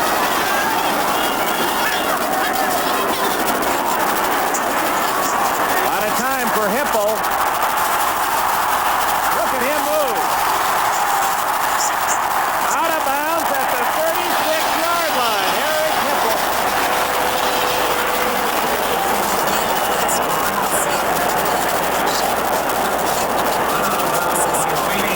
A quarterback with mobility really has an advantage in a game like this. Watch what Hipple does with a broken play. That's a normal sack for most quarterbacks. He not only gets the yardage to the line of scrimmage, but outruns Cal Peterson, number 50, and legs it for the first down, and then smartly ducks out of bounds. He's a veteran already. 1 minute and 38 seconds left. First half. The Lions lead 17-7. Ball at the 36.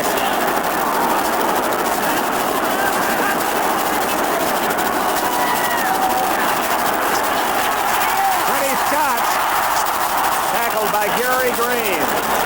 Green, a number 1 draft pick out of Baylor. That's another Lion first down. Lions now will call timeout. And here's another part of the communication process. As Hipple will come to the sidelines, he has 2 timeouts left. And now, rather than the signals being sent in or signaled in, he can talk directly to his head man, Monty Clark. And also to Bob Snelker. That's Snelker that he's talking to right now. And Monty Clark did an interesting thing when he came here and put his staff together. Knew that he was a little weak on the offensive side. Brought in Bob Snelker, who certainly had a wealth of experience as an offensive coach, receiver coach early in his career. They'll be taking information, of course, still from the coaches upstairs, but mostly Snelker is the guy that will make the decision. You see him right there, head-to-head with Hipple on the sideline. We told you earlier that when they lost communication and Snelker couldn't communicate, he had to get down to that sideline because Monty didn't want that whole responsibility of calling the offense by himself, and understandably so. His experience, although very strong on offense, does not include as much of the passing game as I think he would like to have there. That really is, in essence, a war game. You've got the general headquarters, and you're sending the messages out to the foxholes and execute the plan and then carry it back. How's it going, and what can we do to be better? Well, and it's a collective thing. You draw from the strengths of all your coaches.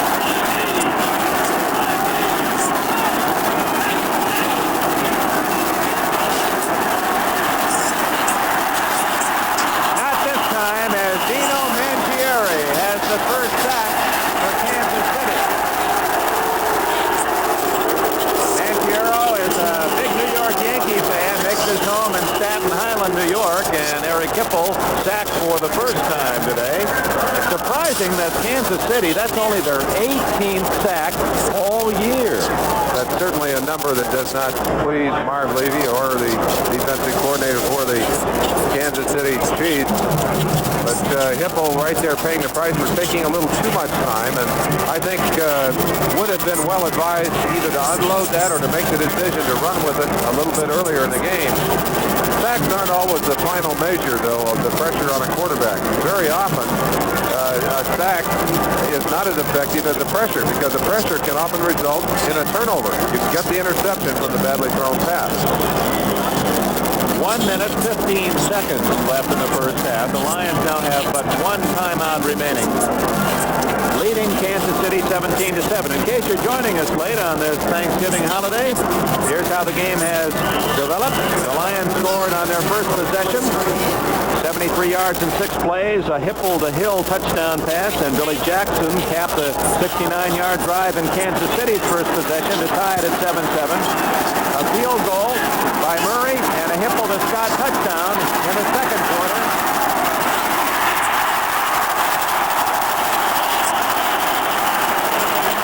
That's Mark Nichols, the #1 draft pick from San Jose State, and a first down at the 40. The clock running, 58, 57, 56.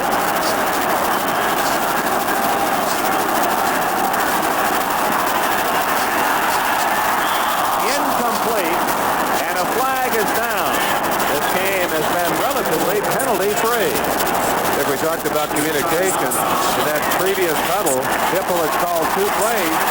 He simply went to the line of scrimmage and got that second play off before Kansas City was ready. The penalty with fear would go against Kansas City. They gave illegal use of the hands against the Chiefs. Usually see that one on the other side. The offensive lineman guilty of the hold. That's a big one. 15, 10 yards down to the 30-yard line. Illegal use of the hands in the face, number 61. First down.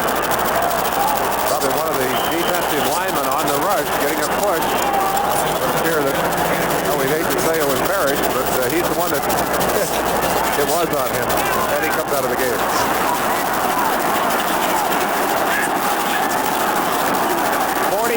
Seconds to go. Ooh. Scott reaching forward knowing that Barbaro was coming up quickly.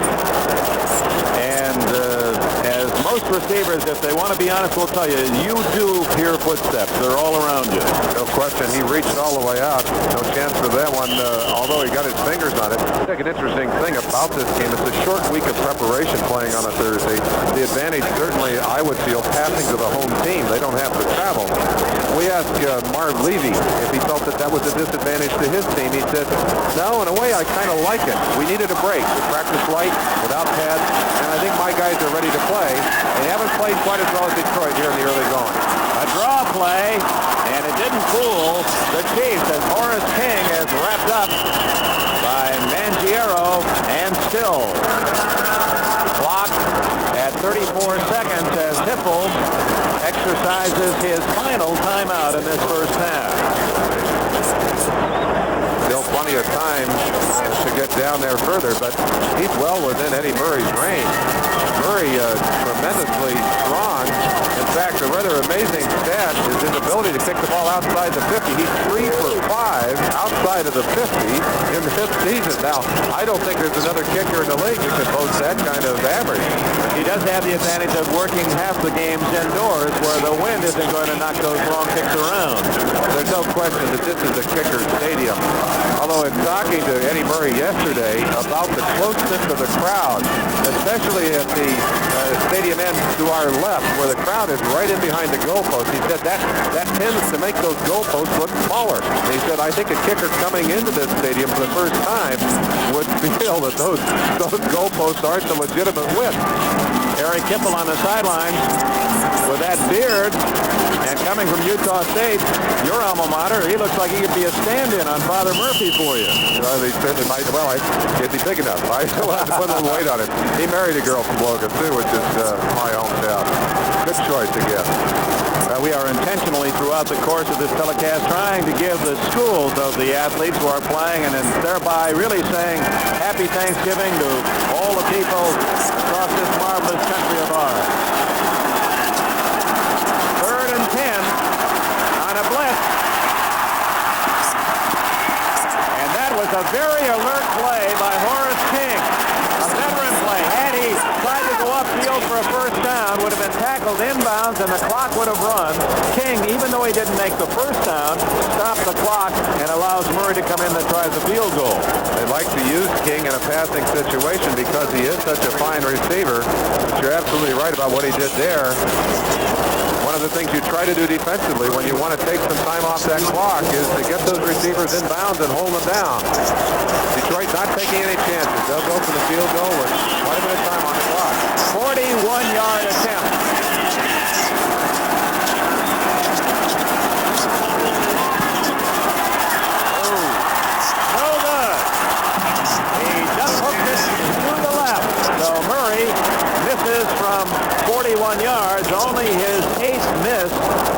of this year. He's 21 for 29.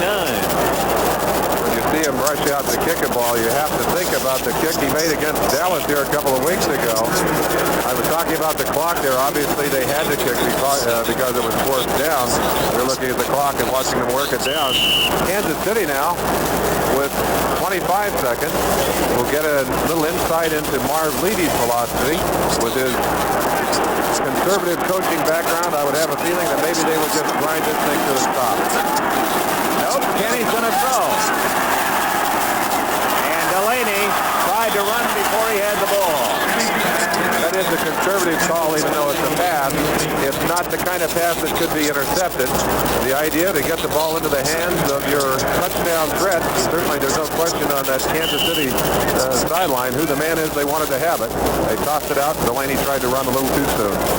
I know many fans here in the Detroit area and around the country as you think about the Thanksgiving Day game, and really it's become an American dinosaur. This used to be the day when you had the city rivalries, the state rivalries in college, and you played that final game of the year before the snows hit. Not too many games played on Thanksgiving anymore, but this becomes the traditional. And Delaney is all the way to the 42-yard line.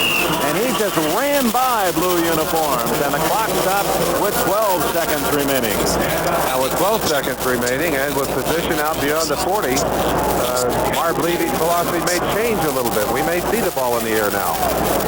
Merlin Delaney now with 63 yards rushing in the first half. And Billy Sims, who has been bothered by the sore toe, has a total of 39. Well, again, we had indicated that the word in describing Delaney was quickness, and I swear, it looks like they've slowed down all the blue uniforms to let Delaney run at full speed. But he is a beautiful athlete to watch in motion. When you, going back to the tradition of this Thanksgiving Day game for Detroit, it started in 1934, and this is the 42nd edition. And I guess the one that everyone remembers most clearly was, and it made this game really famous, 1962, when Green Bay played the Lions at Briggs Stadium.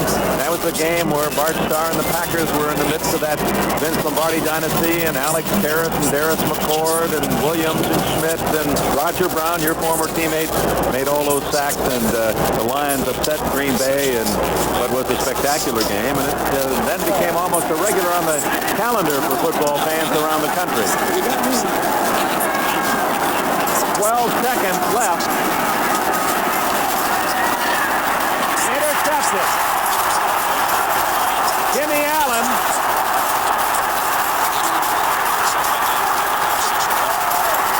to the 34-yard line, and that's the end of the first half. Jimmy Allen, who leads the Lions in interceptions with his 8th of the year, and he was trying to go all the way. Well, that's exactly why Marv Levy didn't go deep earlier. He almost got in trouble by taking the shot here. Had the clock not run out, they might have been close to field goal position. But you see it here, just overthrown. The ball sailing over the top of Rome's head. Alertly picked off by Jimmy Allen. He said, they call me the Spider-Man. Read they do? He said, I sent that ball out of the air like a fly. But he certainly did it there. And then did some great running to get himself down well into Kansas City territory. And on this Thanksgiving holiday from the Silverdome in Pontiac, that's the end of the first half. The Detroit Lions 17, the Kansas City Chiefs 7. Recently, we've been asking those of you who don't watch News 4 to switch from the news you're watching and give us a try. If you haven't tried News 4 lately, you don't know what you're missing. There are lots of reasons to switch to News 4. Try us tonight and see how it feels to break the habit. The people of Michigan, they haven't forgotten how to smile, and we're proud to be part of that smile. We're Delta Dental Plan, Michigan's largest group dental plan. But we didn't become the leader on size alone. Delta has always led the way in relating to people's needs. That's why our group plans are as individual as the people we serve. That's why these people are smiling all over Michigan. Delta, we're number one for a number of good reasons. Heard the good news? $1 could win you $5,000. It's Daily 4.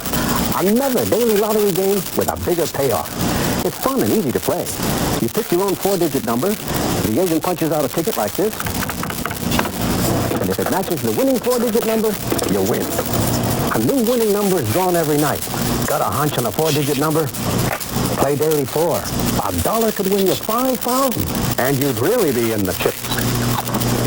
Guess what these figures are? They're trade-ins, believe it or not, that people in the metro area are getting on new Buicks. $5,100 on a 3-year-old Cutlass. $5,300 on a 3-year-old Regal. Tomorrow, you too may get up to 75% of what you paid for your car new in trade on any new Buick you choose. Your Metro Buick dealers are dedicating 1 week into giving you more for your trade-in. But due to the limited space on our used car lots, we can only make this offer for 1 week. See if you too can get around $5,000 for your trade-in tomorrow at your Metro Buick dealer. The original Miracle on 34th Street, tonight at 8.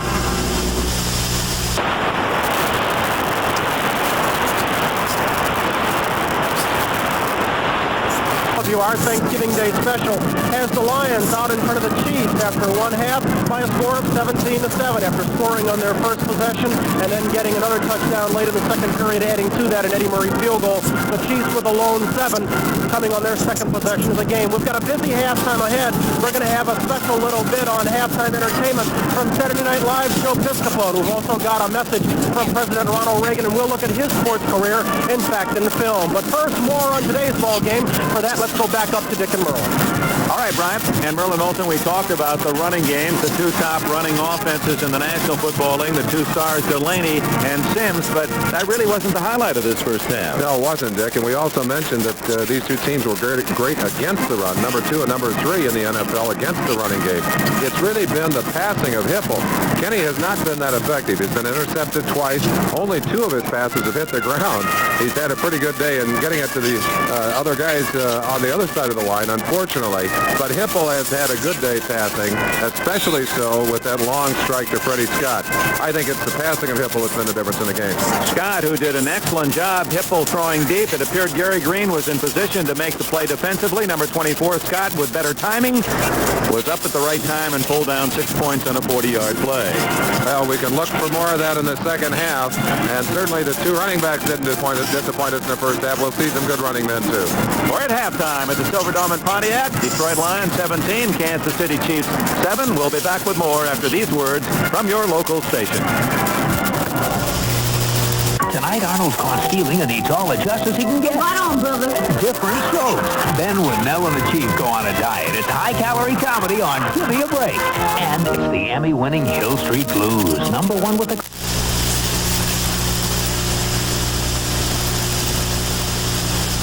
News 4. Try us tonight and see how it feels to break the habit. Heard the good news? $1 could win you $5,000. It's daily 4. Another daily lottery game with a bigger payoff. It's fun and easy to play. You pick your own 4-digit number. The agent punches out a ticket like this. And if it matches the winning 4-digit number, you win. A new winning number is drawn every night. Got a hunch on a 4-digit number? Play daily 4. $1 could win you $5,000. And you'd really be in the chips. Guess what these figures are? They're trade-ins, believe it or not, that people in the metro area are getting on new Buicks. $5,100 on a 3-year-old Cutlass. $5,300 on a 3-year-old Regal. Tomorrow, you too may get up to 75% of what you paid for your car new in trade on any new Buick you choose. Your Metro Buick dealers are dedicating 1 week into giving you more for your trade-in. But due to the limited space on our used car lots, we can only make this offer for 1 week. See if you too can get around $5,000 for your trade-in tomorrow at your Metro Buick dealer.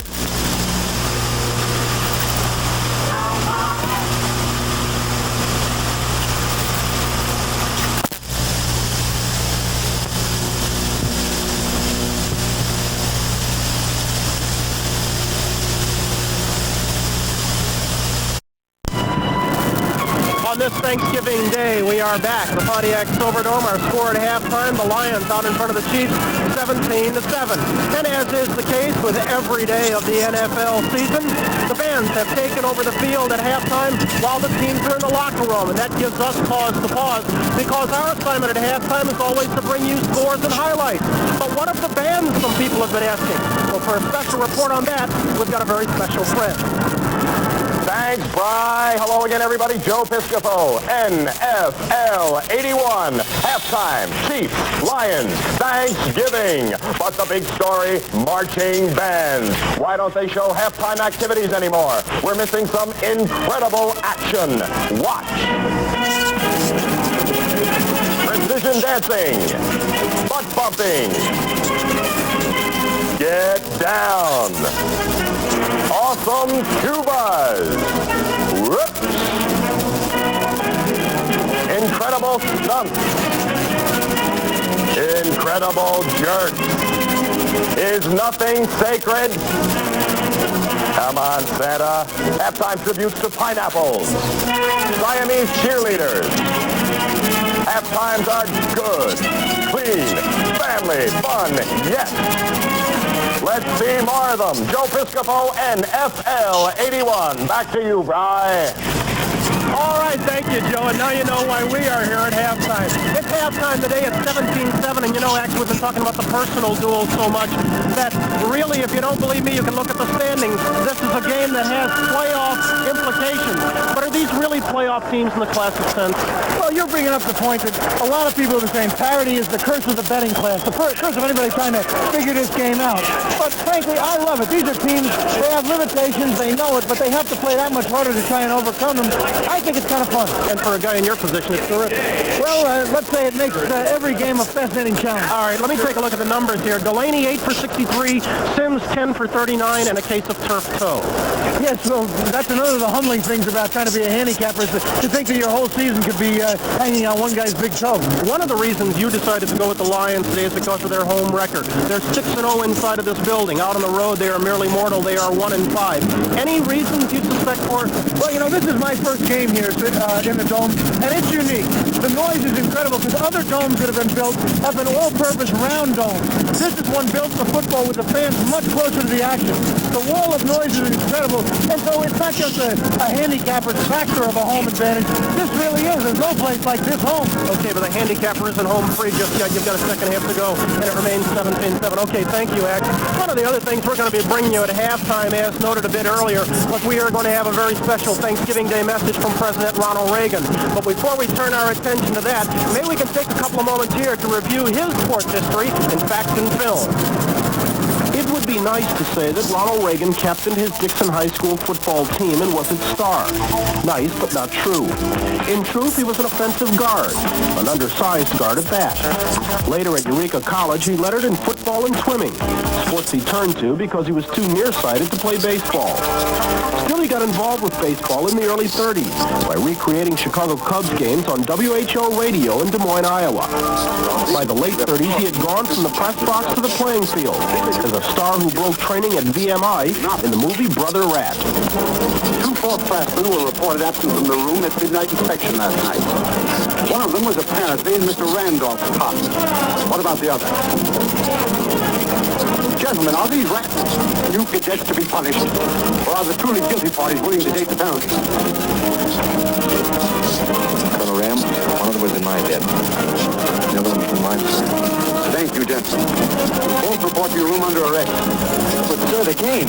I'm sorry, but that can't be considered a question of discipline. You should have remembered the game last night, Mr. Crawford. I explained the whole situation to the coach. Yes. 2 years after Brother Rat, Ronald Reagan exchanged the diamond for a gridiron and went from VMI to Notre Dame as the legendary George Gipp in the movie Knute Rockne All-American. He was the famed Gipper Pat O'Brien asked the team to win one for. He was fast, elusive, tough, consistent. In the movie, the classic All-American, on and off the field. I'll never be but one Rockne, here at Notre Dame or anywhere else. He's given us something they don't teach in schools. Something clean and strong inside. Not just courage, but a right way of living that none of us will ever forget. By 1952, Ronald Reagan had put George Gipp and Knute Rockne long behind him. He was, in fact, back to talking baseball, albeit with different intent, to Rhonda Fleming in the movie Hong Kong. How do you know? Because I'm in charge of this party. Looks like I'm playing right field on this club. It's a baseball expression. Yes, I know. I used to pitch for the mission team. But you got a pretty good curve at that. The pitch Reagan made to Rhonda Fleming was nothing compared to those he threw at opponents in a film entitled The Winning Team. Hall of Fame pitcher Grover Cleveland Alexander, he fired almost nothing but strikes and proved to be a memorable and popular favorite with his public. For Chicago, Alexander, pitching.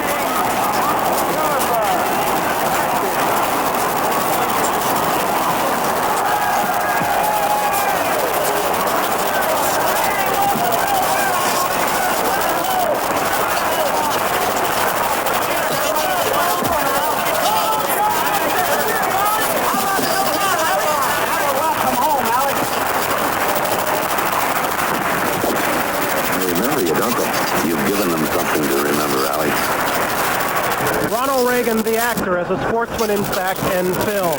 But of course now, as the President of the United States, he has turned his attention to more serious matters. And on that note, we welcome this Thanksgiving note from the President. I hope you're all enjoying today's game. From football to turkey, Thanksgiving Day really is a chance to be with friends and family and enjoy the good times together.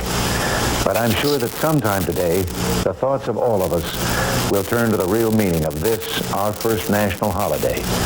And I'm sure that in our hearts, we'll all feel a deep gratitude for this much-loved country of ours and the blessings that have been conferred on those of us who call ourselves Americans. You know, the meaning of the American experience is that freedom only prospers where the blessings of God are openly acknowledged and avidly pursued. This is also the beginning of political wisdom. It's what Thomas Jefferson had in mind when he said that the God who gave us life gave us liberty at the same time.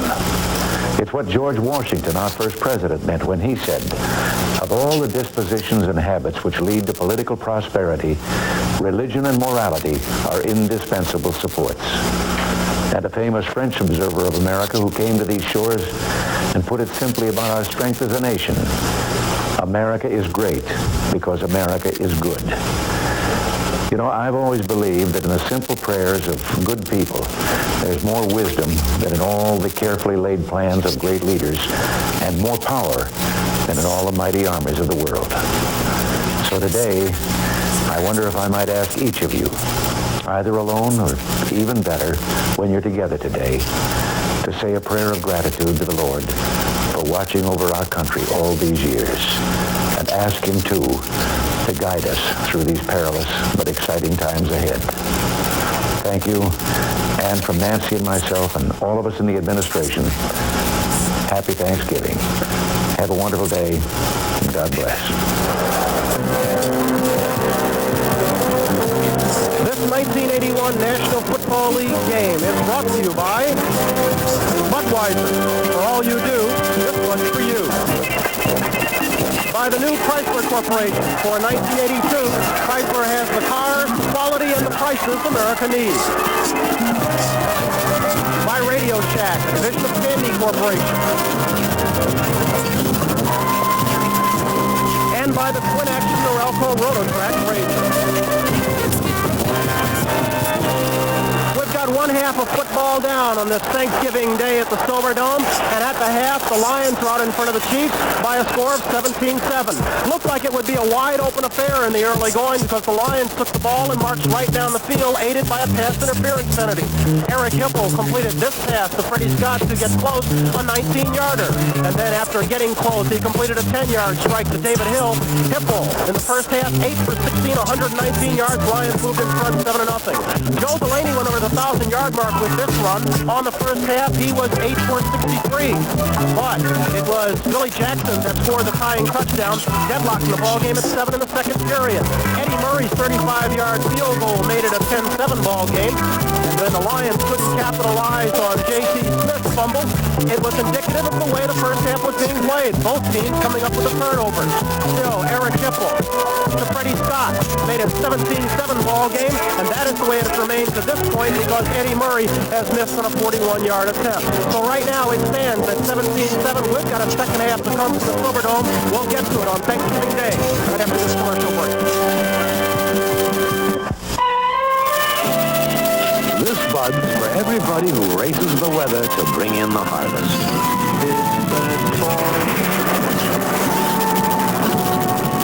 For all you do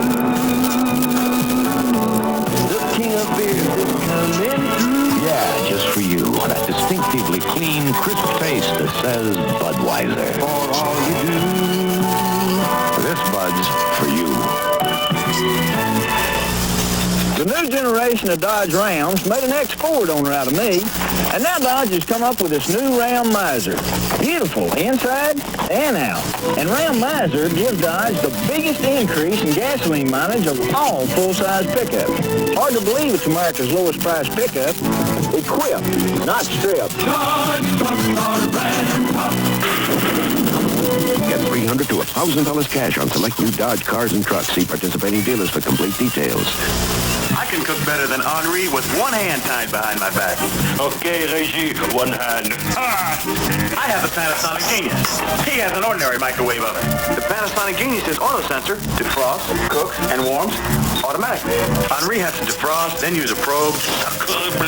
I don't. Henri must turn the food. The Genius does that. Voila! Voila! Beaten by a ball player. And the Panasonic Genius. The Lions leading the Kansas City Chiefs 17-7. Kansas City will get the ball first here in the third quarter. Eddie Murray has it teed up. James Murphy, number 80, deep at the goal line. There, the veteran quarterback Danielson, his replacement Eric Heppel, and Heppel perhaps the difference in the first half. His counterpart Bill Kenny, number 9. Of course, also on that sideline, number 4, Steve Fuller.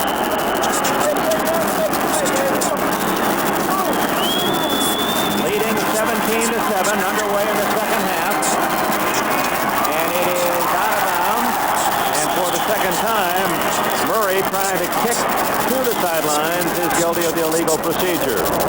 Halftime statistics. You'll see the advantage for the Lions in the passing department. Total yards, 114 for the Lions passing, only 18 for Kansas City. One of the differences, Dick, both quarterbacks throwing at a 50% pace, but 2 of those passes from Kenny were intercepted by the Lions. Both led to field position. And certainly, time of possession pretty close. Everything else relatively stable in there.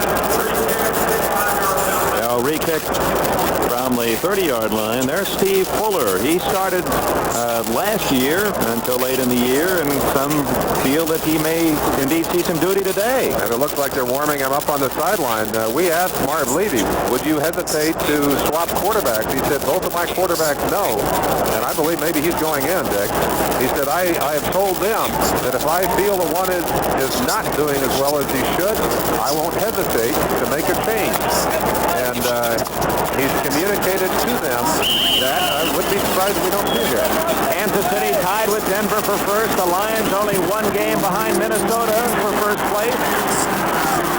Murphy at the 10, the 20, the 30, and all the way to the 39-yard line.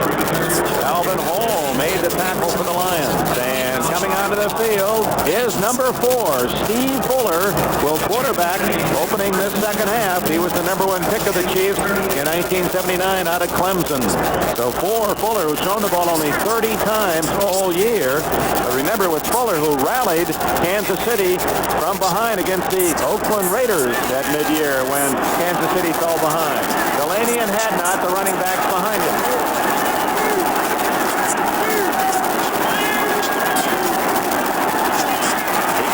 Throwing to Delaney. The block. And he's at the 41-yard line before Ken Fantetti of Wyoming, the middle backer, can make the tackle. Gain of 3. Here's the rest of the Kansas City offense. Stan Rome, also from Clemson, a teammate of Fuller in college. J.T. Smith, leading receiver on the outside. Al Dixon, former Giant, tight end. Perkinoff, Buddy, son of former All-Pro Ed Buddy. Jack Rudney, Condon, and Getty on the right side of the Kansas City line. 17-7, the Lions lead.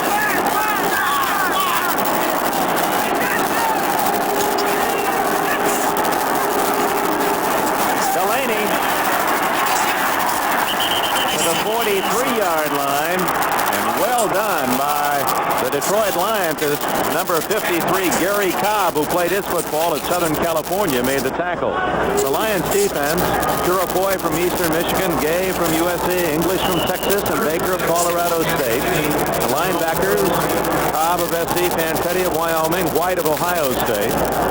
Wayne Smith played his ball at Purdue, and James Hunter of Grambling with Allen, UCLA, and Oldham played his football at Middle Tennessee State.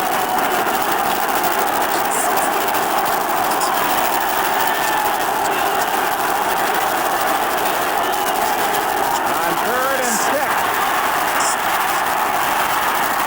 50, and he's to the 46-yard line. Knocked down by James Hunter, a first down. Now Fuller gives to this Kansas City offense what Hipple allowed the Lions. He can run.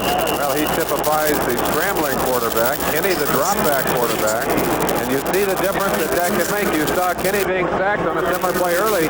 Fuller does exactly what Hipple has done early in this game. He makes that first down himself, gets upfield and gets it.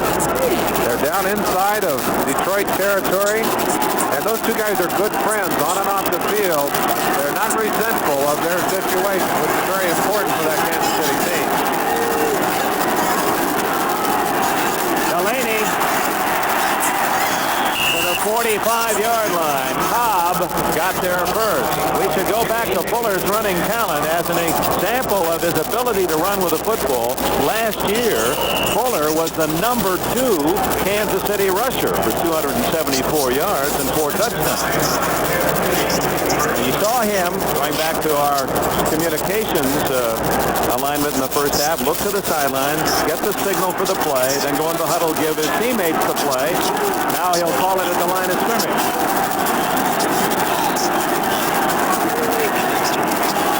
Second and 9. Complete to Smith at the 24-yard line. First down, Kansas City. And Fuller has his first completion.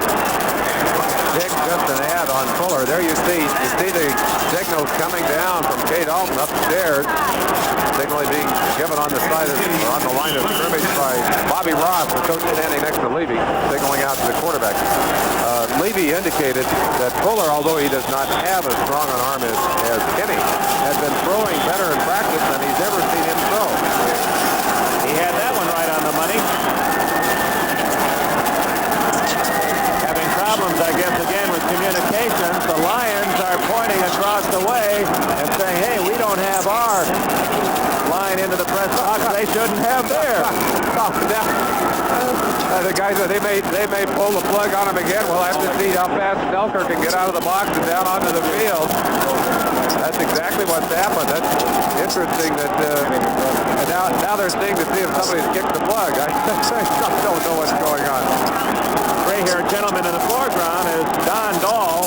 He has written his history on this day for the Lions, one of the outstanding defensive backs for Detroit. Now their coach. Fred Hoagland, the offensive line coach, takes his headset off and gives it to Maxie Bond, who needs to call the defense. Maybe just call the headset like crazy.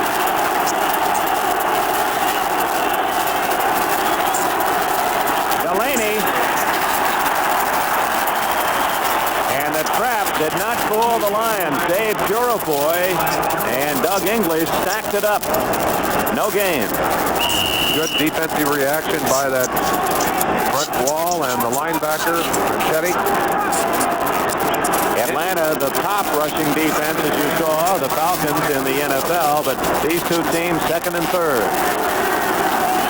Detroit last year led the NFL against the rush as well.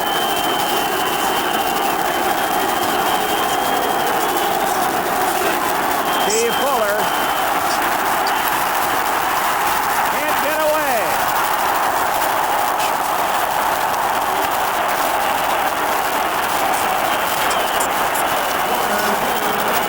Next to the touchdown pass, maybe the play that calls upon more crowd reaction than any other in this game, the sack. And I know you heard those sounds and loved them when you were a Los Angeles Ram.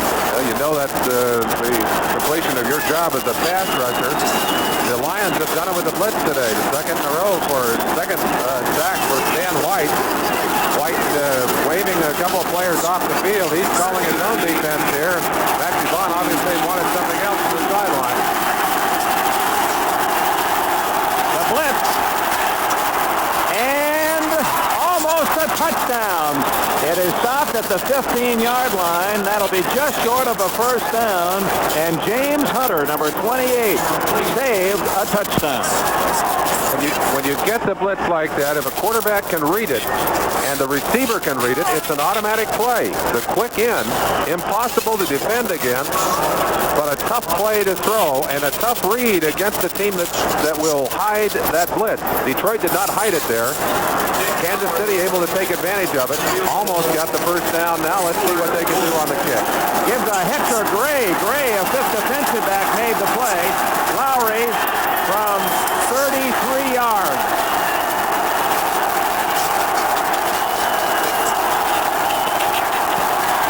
And it's good. Nick Lowry kicks a 33-yard field goal, and the Chiefs move to within a touchdown. 8:49 remaining in the third quarter. Lions 17, Chiefs 10. When it comes to space games, nobody compares to Atari. Excuse me. Have you compared them to Intellivision? Intellivision? Sure, they've got great space games, like Intellivision Space Battle. I didn't know. And now there's Space Armada and the incredible Astro Smash. I didn't know. Here, compare for yourself. Intellivision Space Games from Mattel Electronics. Once you compare, you'll know. Bell System Knowledge brings you a way to manage information more productively. Dimension PBX, a programmable electronic communication system for making critical connections more rapidly. Increasing profits, controlling costs, saving energy, creating new information management possibilities for an endless variety of businesses. Dimension PBX from Bell. Skating superstars Ty Babylonia and Randy Gardner, Robin Cousins, Peggy Fleming, and Dorothy Hamill compete in an encore performance of the World Pro Figure Skating Championship. Then light up with excitement in NHRA drag racing next Saturday on NBC Sports World. Ivy Leaguer Nick Lowry from Dartmouth, leader in the NFL in scoring, has just tacked on 3 points, and it's 17-10 Detroit. Lowry to kick it off.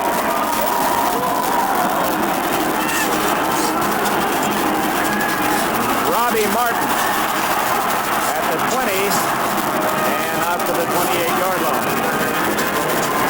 This telecast, presented by authority of the National Football League, is intended for the private use of our audience. Any rebroadcast or other use of this telecast without the express written consent of the Detroit Lions and the National Football League is prohibited. See the offense of the Lions. Scott, who had the 40-yard touchdown. 5 offensive linemen who have done a good job of protecting Hippel.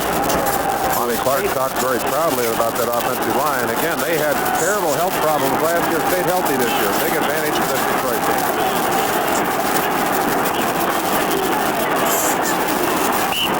Billy Sims, nothing there as Mike Bell made the stop for Kansas City. Talked about how physical Mike Bell is. Boy, he just manhandled some people on that last play. Watch number 99, right in the center of your picture. They're trying to trap him because he's so aggressive. He not only read the trap, he jumped the trapper and made the tackle. An excellent play. He is a man that they would like to take advantage of because he's upfield so quickly. Although on that particular play, he was the one that won the battle. Sims with 1 yard and now has 40 yards for the day. He's got running room. Out of bounds. And a first down at the 40-yard line.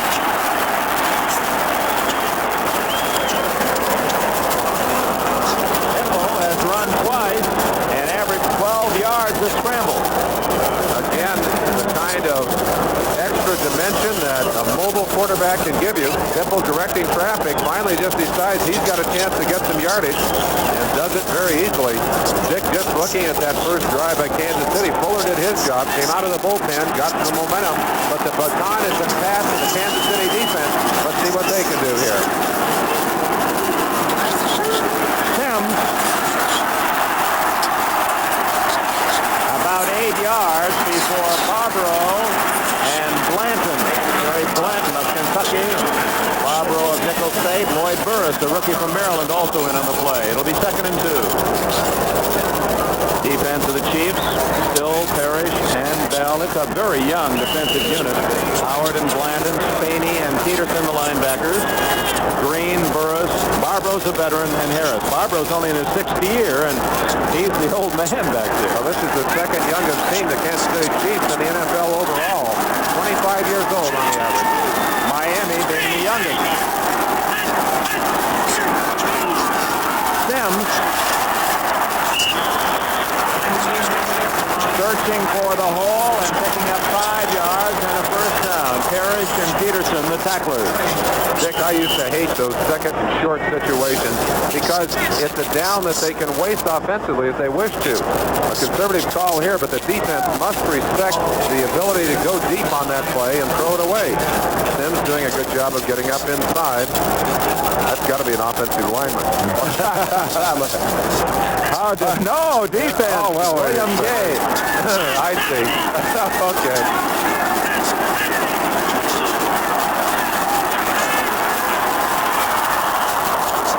Dexter Bussey, the intended target. That appeared to be an ad-lib play by Hipple. He wanted to go somewhere else and dumped it off to Bussey. Strong safety, Lloyd Burris, number 34, who's just a very large defensive back with excellent quickness. He was the man that was coming hard. Hipple did not have much time. I think just spotted somebody that was open and tried to get it there. Burris, by the way, they're very high on. A rookie who has great talent physically, and they're very happy with what he brings to that secondary.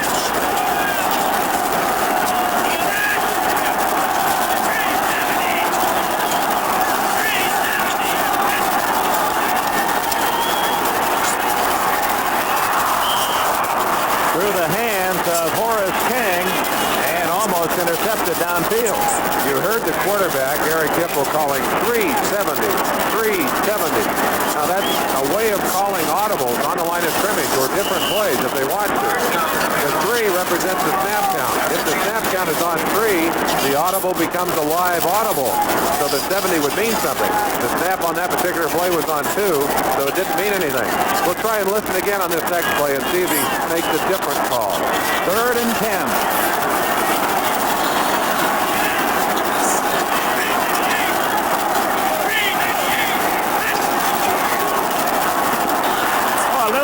Pass to Sims, and he has a first down at the 36-yard line. A perfect call for the Lions. They caught the Chiefs in a blitz and a little shuffle pass for a first down. Again, the dummy audible call, 398. 398 didn't mean a thing, but the Lions sure had it called perfectly. The defensive line outside. Sims just ducks up inside and is past the secondary past the lineman and into the secondary before anyone can get a beat on him. But he is limping as he comes off the field, and that toe is bothering Billy Sims again. That is bad news for the Detroit Lions. 11 yards on the forward pass, however short.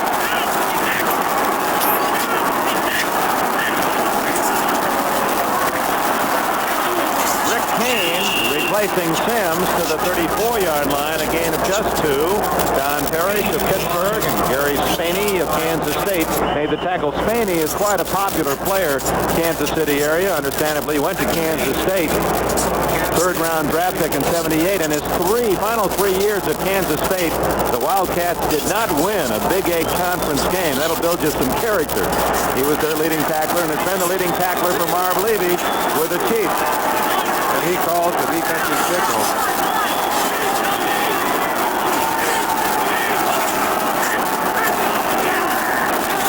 Dexter Bussey. Boy, he had some great blocking on that left side. Baldishweiler, Elias, and Fowler just pushing the Chiefs back.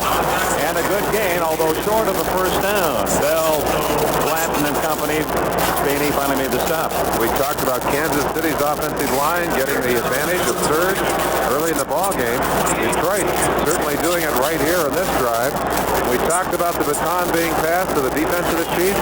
Right now, on the line of scrimmage, the Detroit offensive line taking advantage of the Chiefs defensive line. Vince Thompson, a big back, 230 pounds, and Sims are back in the lineup on 3rd and 2. Sims didn't get it. Good play by Kansas City, and they stopped him cold. No gain. Spaney right there again for the Chiefs. And here comes Murray in to try a field goal. We talked about his range.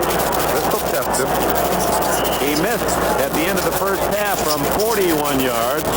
He connected earlier from 34 yards. And now Murray will try one about 47 yards. Maybe shorter. They're going to mark it 46 yards away.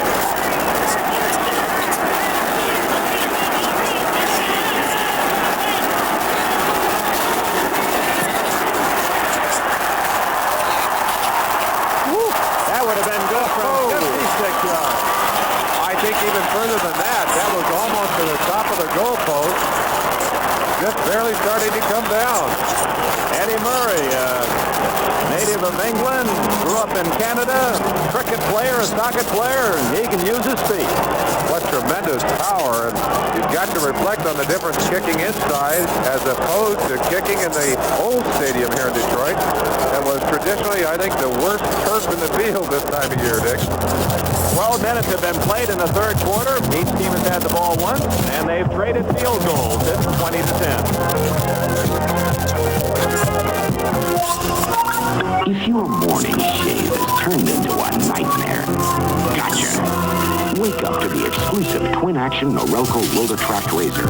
Inside, free-floating heads. Twin-action grips and raises hair up. Then razors hair off. Closer than ever.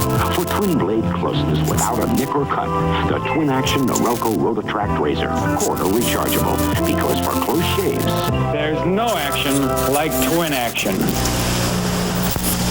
Here's your straws, Bob. Thanks, Pete. Happy holidays. Thanks. In fact, the holiday straws for everyone. It's on me. Bob, buying? Bob? Bob, buying the straws. Bob? Buying, Bob? Bob, buying straws. Season's greetings, beer lovers. Beer lovers to another toast. One of the many faces here at the Silver Dome. 76,735 in attendance. 80,638 tickets sold. More people watched the Lions than any team at home last year, and apparently that's going to be the case again this season. Great fans here in the Motor City area. Good kick. Murphy to the 10, the 20. Oh, my. Was he hit at the 23? Leonard Thompson, number 38, made the hit with Alvin Hall right there, too. That was Vince Thompson. Excuse me, Vince Thompson. We got it right. Watch the shot. Murphy coming right up the middle. A good kickoff return man has to accelerate. That also means that he must accelerate right into the defenders at times. Ed Beckman, number 85, captain of the special teams for the Kansas City Chiefs, trying to block the man and eventually came head-to-head with James Murphy. Little flanker screen to Smith. And Wayne Smith, not related, number 44, tripped him up. He gets out across the 25. Wayne from Purdue, he's a photography nut. Likes to take that camera with him on the road. That's a real test, Dick, for those cornerbacks. They're dropping off, expecting that receiver to come downfield. They have to come up quickly. They have to make certain that they don't allow that man to get outside, and they try and hold him up long enough to get the pressure from the inside to come out. Second down, 7.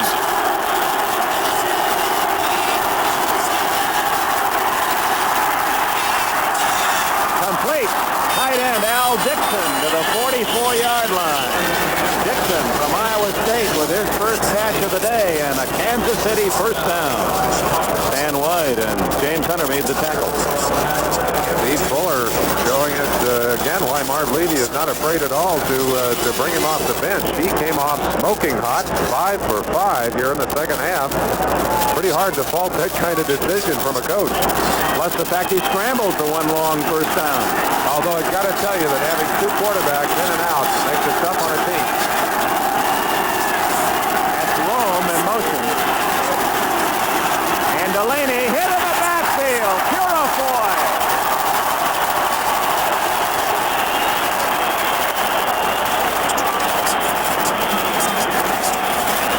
Dave Purifoy from nearby Eastern Michigan. He certainly made his presence felt here. He goes inside of Charlie Getty. Getty didn't feel that he would have a chance to get Delaney, but Purifoy just showing his quickness. A little stagger step, a little misdirection there, but that just got him there slow enough to let Purifoy come through and put him on the ground for a nice loss. Purifoy finding a home here with the Lions. Had 7 sacks last year, 10 and a half to lead the team this year.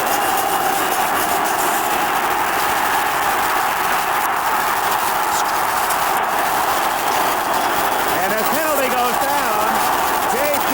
Smith of the Chiefs thought that Fuller was going to run, and he was blocking a Lion defender downfield. That will be against Kansas City. Just by way of information for the fans watching at home, the defensive backs and linebackers have the same protection as the receiver once the ball has been thrown. Once it's in the air, the offensive receivers cannot bump or otherwise push the defensive backs. That's what was called here. Even though Smith did not know that there was a pass being thrown, he'll still be ticketed with the foul. And it wasn't a matter of him trying to deny an interception. He didn't even know that Fuller was going to throw the ball. Well, in fact, it was the kind of play you'd hope your receivers will make. Now Smith can't hold himself for that effort, but it is 10 yards against Kansas City. Pass interference, number 86, offense, third down. Just to clarify that, Dick, the difference in offensive interference and defensive interference, once the receivers are 5 yards beyond the line, you can't touch them. But defensively, once the ball is thrown, you give the same protection. And here you see it right there. Smith just bouncing away. The ball goes right over the top. A good call by the official.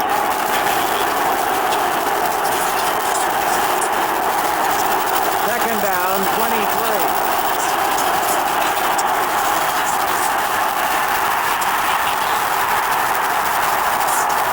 Ball is dead. That's not a fumble.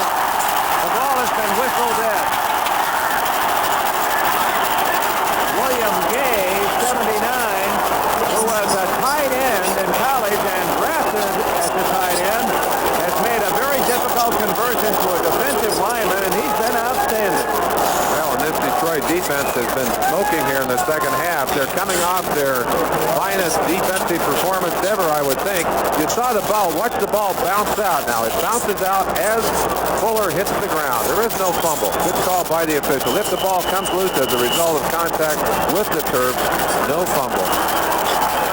And with 13 seconds left, the Lions, if I understand, have they taken a timeout with I believe Kansas City took the timeout, Dick. Looks like Fuller wanted to go to the sideline and talk. So just seconds left in the third quarter. The Lions lead by 10. Yes, sir. I'd like to have this 35mm film developed. Well, you're in the right place. Well, just a minute. Do you use Kodak paper? Sure. Look on the back of this photo. See, this paper manufactured by Kodak. We use Kodak paper because we believe in quality. Yes, but how can I be sure to get it every time? Well, just ask for it here. Where you see the sign, the one with old, what's his name on it? Old what's his name? I was just kidding, Big Joe. Now get $300 to $1,000 back direct from Chrysler on most new 81 and 82 cars and trucks at participating Dodge and Chrysler Plymouth dealers. Make your best deal.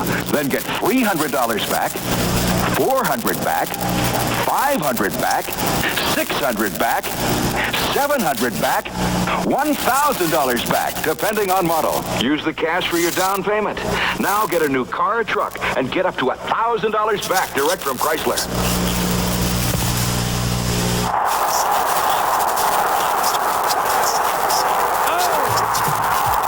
The outcomes have been incredible. Next Sunday, don't miss a dynamite doubleheader as the road to the playoffs continues on NBC Sports. Third down, 24. Marv Levy huddling just moments ago with Steve Fuller. I've got to wonder if they were able to come up with a play that's good for third and almost 25 yards. If they did, I'd like to put it in my bag of tricks and carry it with me.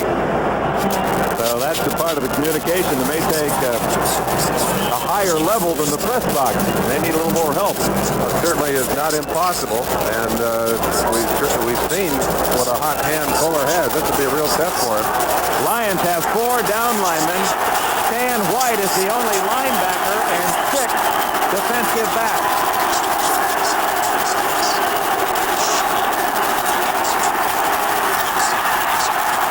Almost intercepted by Wayne Smith.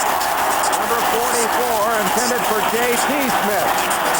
And Wayne thought he had 6. Dick, along with the liberalized pass rule, I think we're seeing a real change in defensive philosophy around the league. More and more specialized defense, more and more 5 and 6 and 5 and 6 defensive backs, all aimed at trying to stop the passing game. And I think long run, they're going to take a lot of that advantage away from the offense. Jeff Gossett, the punt. Robbie Martin, the only man back. Short catch. Martin at the 27. And out of bounds at the 40-yard line goes Martin. So the Lions with excellent field position at the end of the third quarter. Here at the Pontiac Silverdome, 76,000 plus. It is 20-10 going to the fourth period. Tonight, Lorna Patterson and General Hospital's Tony Geary join Donnie and Marie and the Osmond clan on the Osmond Family Holiday Special. Then Arnold's caught stealing and needs all the justice he can get. Right on, brother. Different strokes. And when Nell and the Chief go on a diet, it's high-calorie comedy on Give Me a Break. After the Osmond Holiday Special with Different Strokes tonight.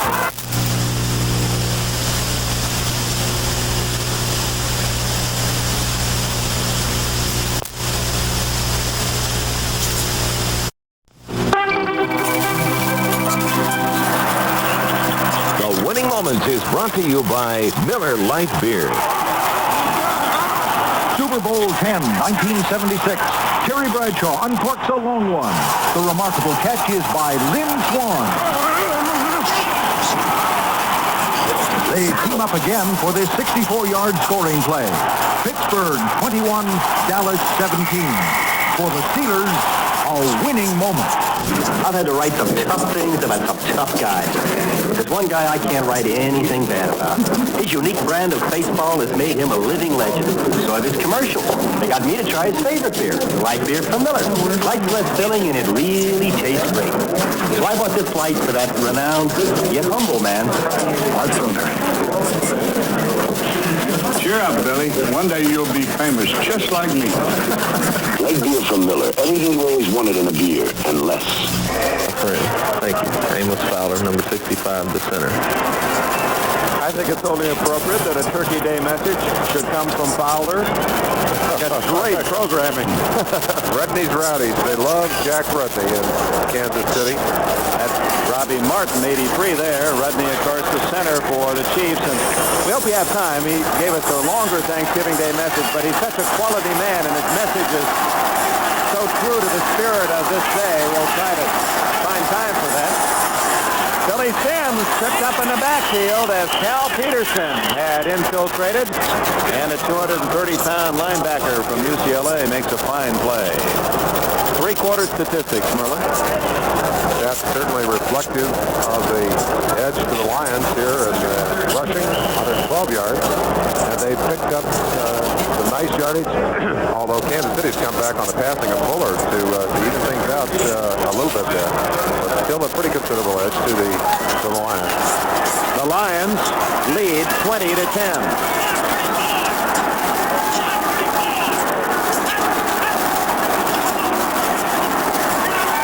To Nichols, but again, the Chiefs defense read it very well, and it was Cal Peterson with plenty of help to make the tackle. Credit Dave Lindstrom, 71, and Dino Mangiero with help to Peterson. Dick, as we enter this fourth quarter, it might be interesting to reflect on the kind of history that Detroit has had during this season. If this game is going to fall into line with that, things will tighten up considerably. Of their games this year, 12 games, half of them, 6, have been decided in the final seconds. They've won 2, and they've lost 4 in the final minute of play.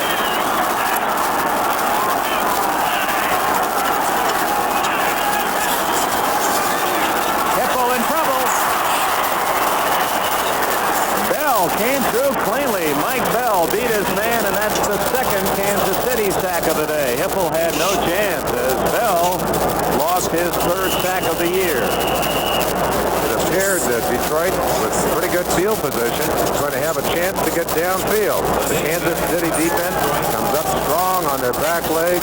Mike Bell puts the finishing touches on a sack, and they force Detroit back well into their own territory. Let's see if they can get a return here on the punt by Spillane. J.T. Smith is back at the 35, and that's returnable from the 28.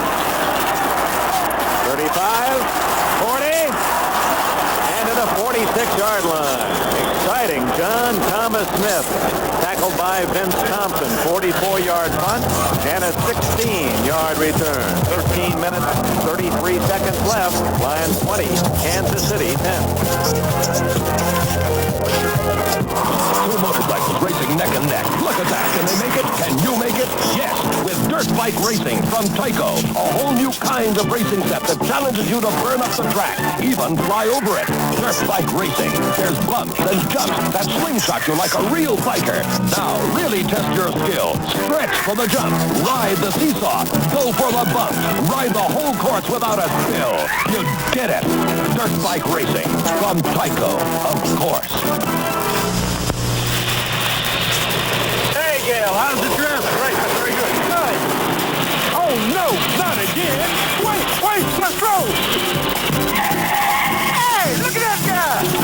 Wait. Wow, he caught that shit.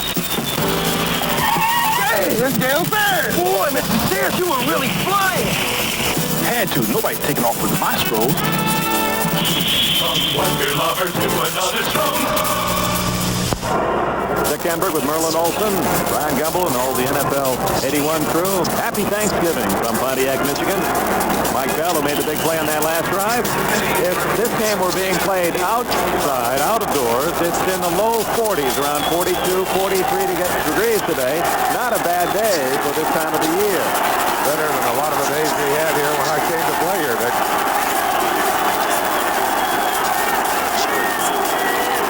City starts from its 46. Fuller just off the mark as he tried to hit Stan Rome, his former teammate at Clemson, on that quick slant.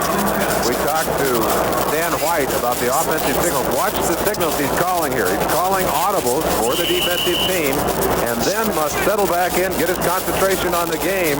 They almost beat him with that quick down and in, but he was there in time to get his hands up in front of the ball. There's a kicking team star. Ken Calicut recovered a fumbled punt earlier.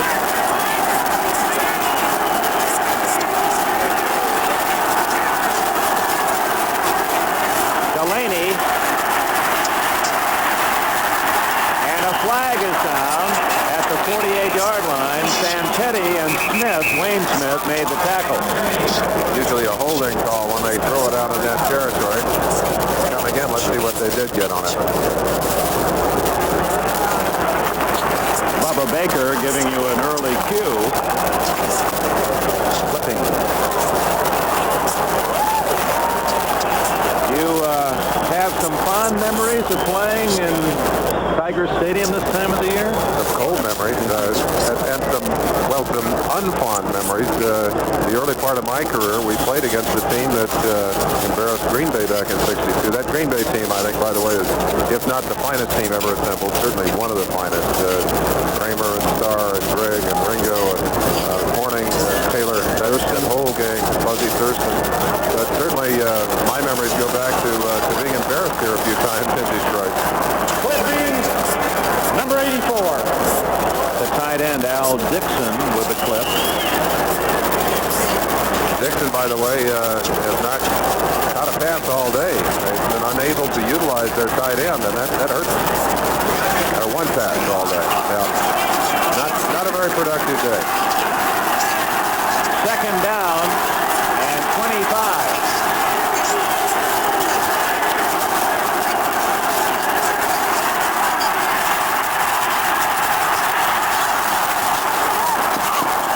Intended for James Hadnot, the running back, and Fuller did some nice dancing to get away from that pass rush. Chance to watch the scrambling that takes place when a quarterback drops back behind the line. White, working on Hadnot, has got to stay with him now. He gets knocked off, coming hard to try and get to Hadnot. I think Fuller was trying to get that ball out of bounds. Fuller threw that ball from about 30 yards, 35 yards behind the line of scrimmage. Had he been sacked back there, they'd have been almost back to the goal line, Dick. Third down, 25, 6 defensive backs in for the Lions.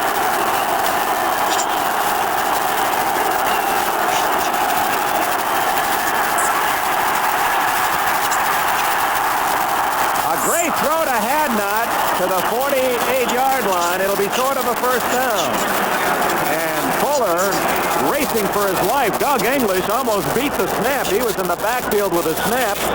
And Fuller was quick enough to get the ball to Hadnot for an 18-yard gain. Jimmy Allen shaken up on the play. Looks like he's got a cramp in his calf. Chance for you to watch it. And again, the advantage of a quarterback that can run. Tremendous pressure, gets outside. And a very interesting pass in that it had to be floated over the head of Luther Bradley. Perfect shot. Shot now at field level. Watching Stan White try and read the play, and you'll see the receiver coming out of the backfield. You saw him crossing the line right there. Now the little flip right there to Hadnot. Good play. That'll bring up fourth down and about 8 for the Chiefs when we return. A little under 13 minutes remaining. Good service isn't giving people what they expect. No, it's giving them more than they expect. Avis knows that. So when you make a reservation, Avis makes a commitment, and they honor it. Morgan? See, even if you're 6 hours late, you might be willing to pay a little more for this service, but at Avis you don't have to. Trying harder is still the best way to do business. Welcome to warm afternoons in Hawaii. Sunny rhyme days with your friends and heart. The feeling sure. A gallows walk with a line that flows. Oh, the joy of sharing gallows wine. Will we ever have a house like this? Share the joy of gallows wine. As you look at the roof of the Silverdome, and many of you read about the roof on the new stadium in Minneapolis, it's the same sort of thing, and they had some problems with some snow in the construction phase, but this is the same thing you'll see up at the Humphrey Stadium in Minneapolis next year. Robbie Martin back at the Lions' 10-yard line as Gossett from Eastern Illinois to kick for Kansas City. Or will he kick? Yep. He shanks it out of bounds. That won't make Marv Levy happy. 32-yard line. Detroit will get the ball. One of the officials jumped rather unceremoniously on the field. Let's see if we can see how it happens. Gossett gets this one off the side of his foot. A very, very poor kick. The official coming in bumps into Gossett. That would have been at least 10 yards in the open field. Everyone's okay, thank goodness. Happy Thanksgiving to one of the zebras.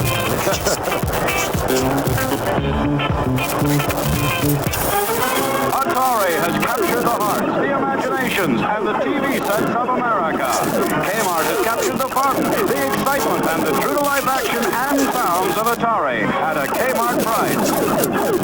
Emotions run high as Atari puts family member against family member, friend against friend, world against world. And you don't have to hunt all over town because Kmart has Atari in stock right now. Kmart is the saving place. This was for the man who took the Andrea Doria treasure back from the sea.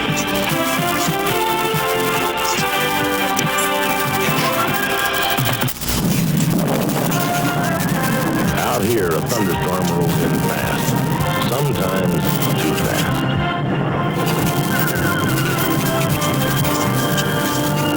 And when they're taken care of, it's your turn. Push. Head for the beer brewed natural as a mountain stream, for a taste as smooth as its name. Push. Head for the mountain. 4 games remaining in regular season, 1981 NFL. Here's our lineup on Sunday, beginning with NFL 81 at 12:30. The Colts against the Jets, and there's still a glow at Shea Stadium after that tremendous come-from-behind win last Sunday. Cincinnati and Cleveland, always a great battle. Cincinnati with a marvelous year. Oakland and Seattle, and Denver at San Diego. That's a battle for first place at San Diego Stadium. Lions, after a 20-yard kick, have it at their 32-yard line. And it's Billy Sims, dragged down by the jersey by number 57, Jerry Blanton. Pause briefly for station identification. This is the NBC television network.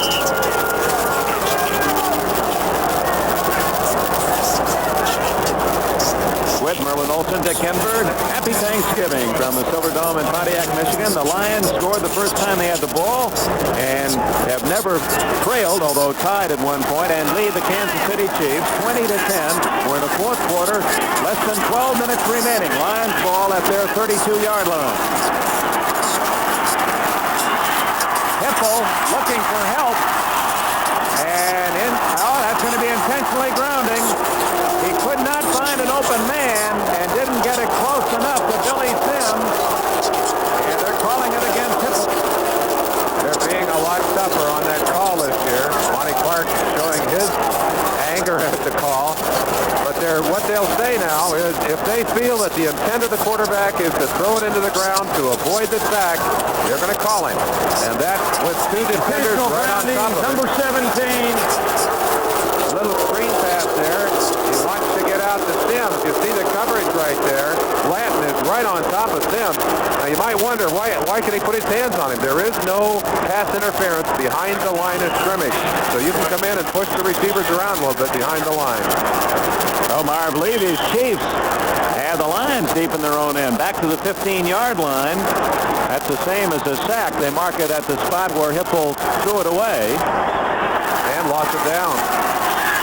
So 3rd and plenty for Hipple.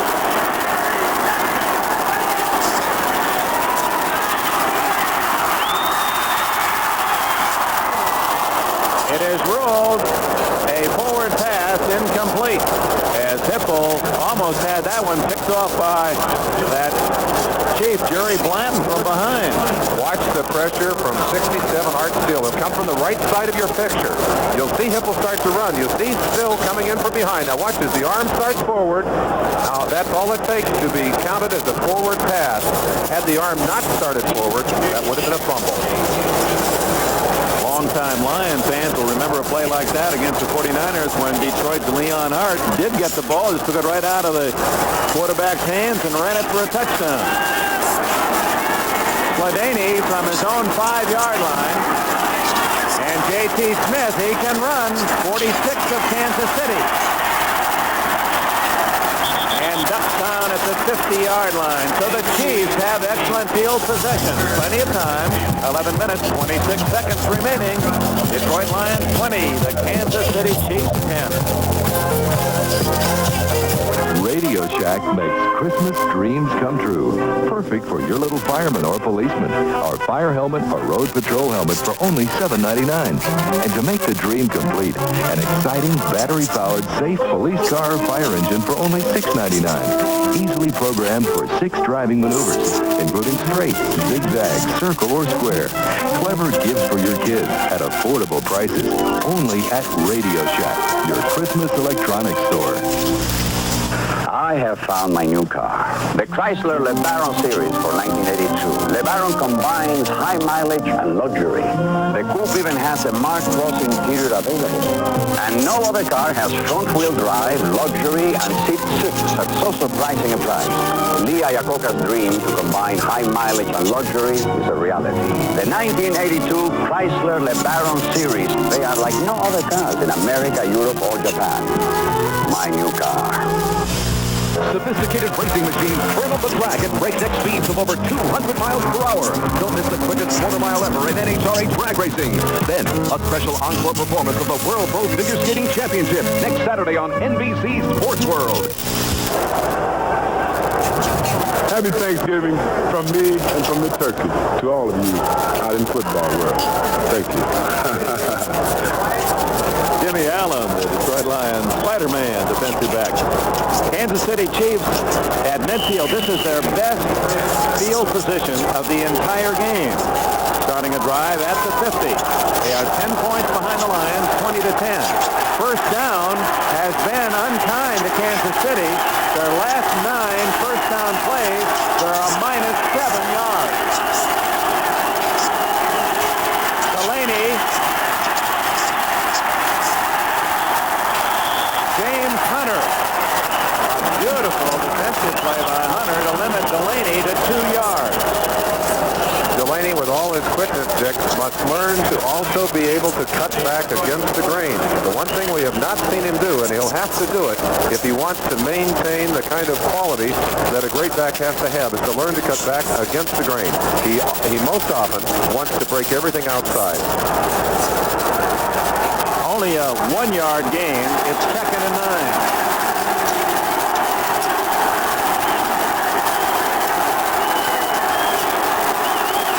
Delaney on a reverse. Gets only 3 more at best. William Gay, very fast for a big man, and Wayne Smith made the tackle. Gay still on the ground over there. Very slow getting up. You saw again the tremendous explosive speed and quickness of Delaney. I get some little nausea feeling all the way up here. You don't have to tackle him anymore. I don't have to tackle him. I'm glad. Father Murphy couldn't catch him. Just have to pray, right? 6 defensive backs. See Delaney slightly ahead of Sims. Neither man having a great game. Fuller. The Hadnot. That's going to be very close to a first down. I think Ray Oldham made the tackle. They get in a good spot. It would appear that he'll have it. And that's pure strength to pull that first down. He got it and was hit and pulled himself up for the first down. Meanwhile, the clock running toward the 10-minute mark. 10:05, and it's running. First down for the Kansas City Chiefs. Monty Clark looks at Steve Fuller. Watch Fuller now as he gets the play from his tight end Dixon. Sometimes it's signaled in, sometimes sent in. Detroit Lions use a messenger service. Most often, Kansas City will use the signal.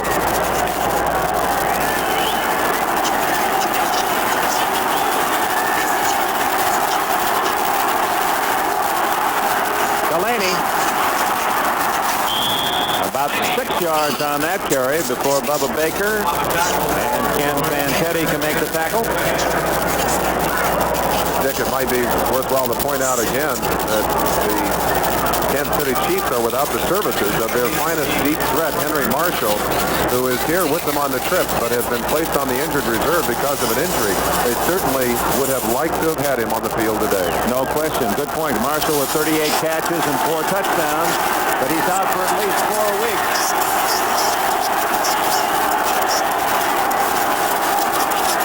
Delaney the other way. Just shy of the first down at the 31. Will bring up 3rd and 1 for Kansas City with 8:45 left in the game. There's a look at Henry Marshall. Here, they would love to have had him here, and what that does to you when you lose that kind of deep threat, and you have to go to receivers like James Murphy, who's not an experienced receiver, the defense often can afford to put one man on an inexperienced receiver and know they'll be able to cover it. And they double team J.T. Smith all day today.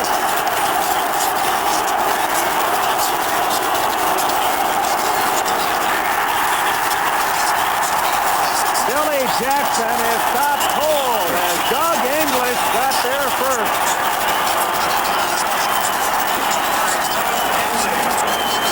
Interesting choice now for Marv Levy. This would be a very long field goal for Lowry. 4th down and about 2.5 yards to go. Levy conferring on the sideline. Let's see what he decides to do. He's going to go for it. Bringing in Delaney. Yep, he's going for it. Sends in the extra decent offensive lineman at tight end. He wants the 7. 4th down. All at 3.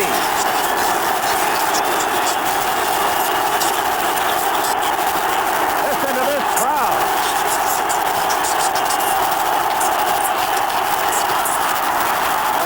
It's going to be very close. It'll depend on where they spot the ball. I don't think he got it. Looks like they're going to spot it short. Look at Levy across the way. He's saying it's out here, but it's spotted shy of the 1st down. The Lions take over.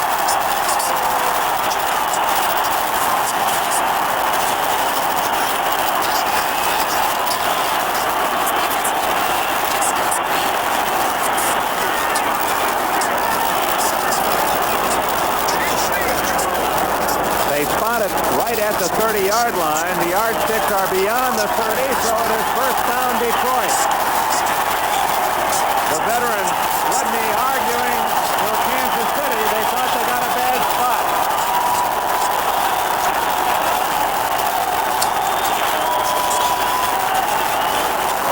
Marv Levy figuring there's not much you can do about it now. He'll march back. He'll say, come on, let's get off the field. Let's go to work. We can't argue about that. That's spilt milk right now. Let's get something done. Well, let's judge for yourself as to whether he had the 1st down or not. You mark it. It looked to me like he did go down short, but if wherever he touches the ground, there's a knee down right there. He's well behind it. I think they gave him the benefit of the doubt on it. He skidded forward, and that gave the impression he might have gained more. So Detroit has the ball when we return. IBM put a lot of what it knows about computers into the new IBM personal computer. Not to make it complicated, but to make it simple, so it's easy to understand and easy to use. IBM made its personal computer to help a person be more productive, to help a person be more creative. And those are good reasons for a person to feel good. The IBM personal computer, now at selected stores across the country. Hey, the sun fades away, and the shadows, they slow down. Time to put aside a long day's ride and pass the good times around.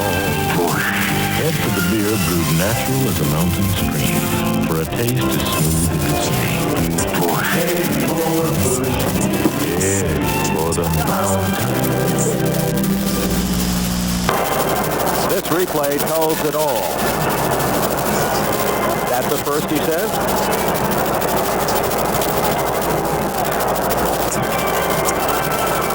And the reaction said, no, it isn't.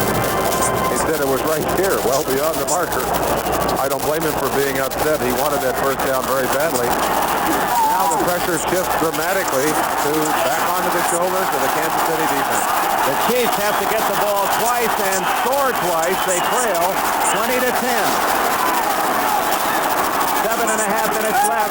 The reverse. Leonard Thompson, that's the 7th time he's carried on a reverse this year. And he has nearly 70 yards. So they've averaged about 10 yards a run on that play. And Lonnie Clark uses it almost every game, if not more than once, twice today, in fact. Well, if I were coaching and had a man with that kind of explosive speed and that kind of confidence, I wouldn't hesitate to use that play either. That's a tough play to defend. You've got Sims going one way. You have to pay attention to him. He may keep the ball. Well, he made yardage in spite of the fact that they had good containment on him.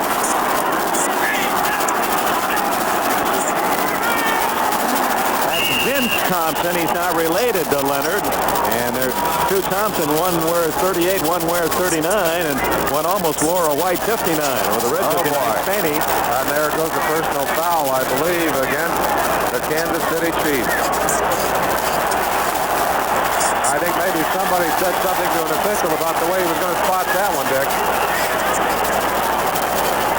And they better be careful, they might get another one. They mark it out to the 45, and here's the explanation. Face mask. Oh, face mask. Okay. First down. Okay, let's get a look at it here. Mangiero makes a great play as he comes across inside. You may get a chance. It's on Faney right there. And there you see the face mask. Not the use of the mask to tackle, but you can't even touch that mask. If your hand gets on the mask, they've got to throw the flag on you.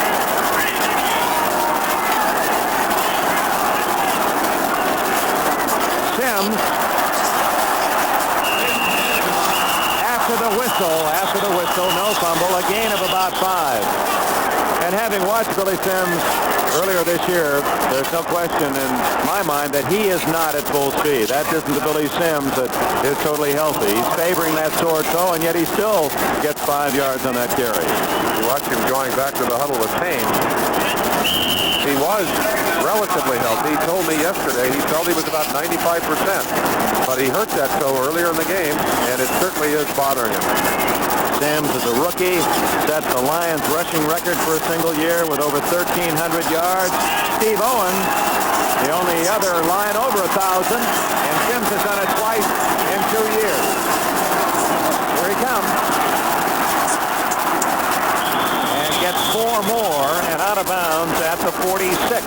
That stops the clock, and Kansas City has to be concerned about that with 5:39 left.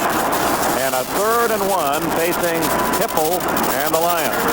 Clock definitely ticking away. A crucial 3rd down situation here.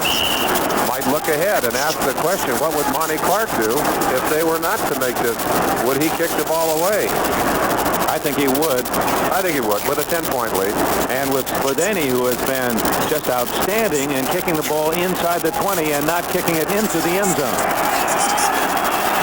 2 tight ends, David Hill and Ulysses Norris. Sims. And that's the first down at the 44 of Kansas City. And that hurts the Chiefs because that means the Lions can keep the clock running. Lions obviously now trying to use the clock. Will keep the ball inbound. Will try and run the ball. You get a chance to feel the strength of that offensive line in this second half of Detroit. Omer Elias, number 61, driving Faney, Gary Faney, about 5 yards off the ball. That's the kind of play you run 8 or 9 times on Monday or Tuesday, and they're a little embarrassing. Faney's had some good ones today, too, by the way. Play action, and Hipple fumbles and recovers his fumble at the 47-yard line, and that's with the Chiefs, who have been very good at that all year long, forcing fumbles and interceptions. In fact, they're right with the leaders. They've also run 3 fumbles back for touchdowns, which is most unusual in a season. And another interception for a touchdown. Their third sack today. But the clock continues to run. 4:45, 4:44 left. The Lions 20, the Chiefs 10. It was tied at 7 after the first quarter. The Lions led 17-7 at the half. Both teams kicked a field goal in the third quarter. No scoring in this quarter. Vince Thompson. Bubble out of bounds to Detroit at the 7-yard line.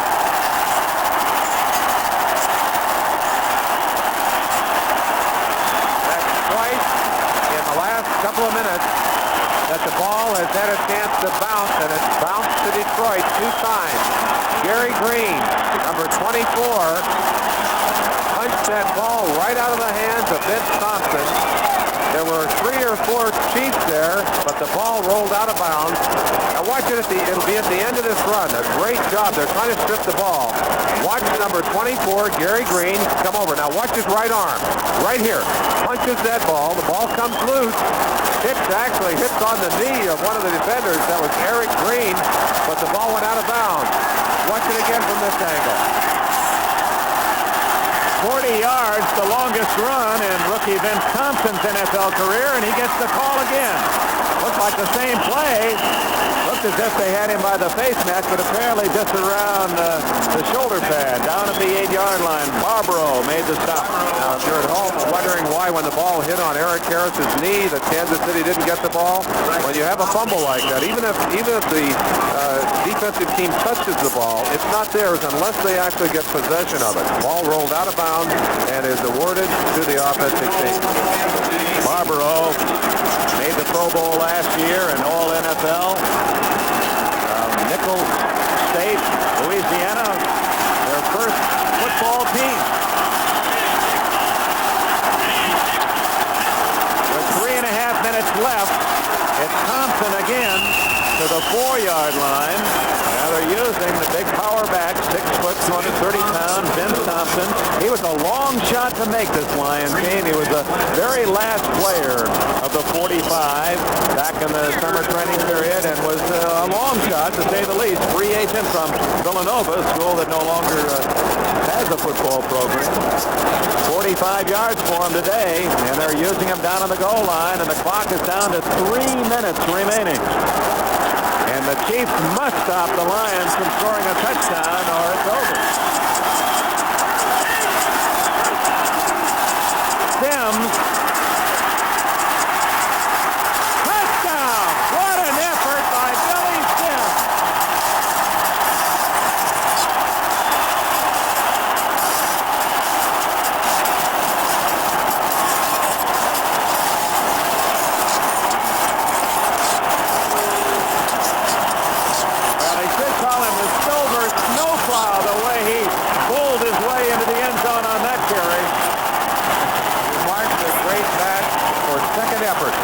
They do after they're hit the first time.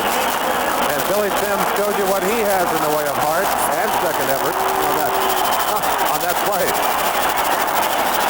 All the defensive guys get choked up when they see those backs going to the end zone. Murray's try for point. And the Lions now lead 27-10. That was a 70-yard drive in 10 plays, 4 yards for Sims. Even on a bad show, Sims still has that explosive speed. And here's what I talked about earlier, cutting back against the grain. That's what Delaney has got to learn to do. And Eric Hipple, you think he's happy? Watch him when he sees the touchdown. Sims carried a man 30 pounds heavier than himself into the end zone. The last 3 yards, and the Lions are up by 17. Michelob brings you the 7-day weekend, Southern style. The style and grace that is the South is reflected in one great beer, Michelob. That smooth and mellow taste has its own special way of saying, y'all come back and see us anytime. There's nothing better on a rainy night in Georgia. Yeah. A time time comes when you must watch your money carefully. So quality and value are a necessity. Can you find them in an American car? Absolutely. In Plymouth. Yes, Plymouth. The new Horizon Miser, built with advanced technology and front-wheel drive for the best gasoline economy of any American car. 5-passenger Horizon Miser, and not a penny more than 81. The American way to get your money's worth. No place like home on Thanksgiving at Monty Clark Field, and Marv Levy's team has not been on national television for some 4 years, and he said that was one of his thoughts this week, to keep his players from treating this game as being too important. That'll go into the end zone, and on the touchback, Kansas City has it at the 20-yard line. 2 minutes, 40 seconds left in the game. Let's go back to Sims' touchdown. Billy Sims from a look high from the end zone. Now watch the vision that allows him to cut back. The little glance inside, sees there's no one pursuing in a position to be able to nail him early, and just bulls his way over the top of the defender. He knew exactly where that end zone was, Dick. Leg power of Sims. He's hit head on by Peterson, stopped, and then just refuses to be brought down. You see how he kept those feet moving? That's the secret to great offensive football, whether it be a lineman or a runner. Steve Fuller has a man open, J.T. Smith, but he doesn't get out of bounds, and the clock will continue to run with 2:30 left.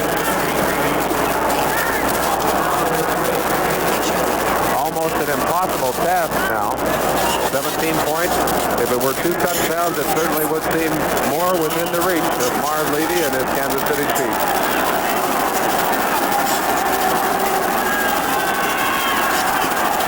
Incomplete. Stops the clock with 2:08. Kansas City showing its mettle last year after they started 0-4 and then finished the season 8-4 for an overall 8-8 record. And this year, not a surprise to the good fans of Kansas City and Missouri that they're tied for first place with an 8-win, 4-loss mark. But some of the folks around the country have been a bit surprised by Kansas City, and there are a couple of other clubs that have raised some eyebrows with their success this year. I want to salute them.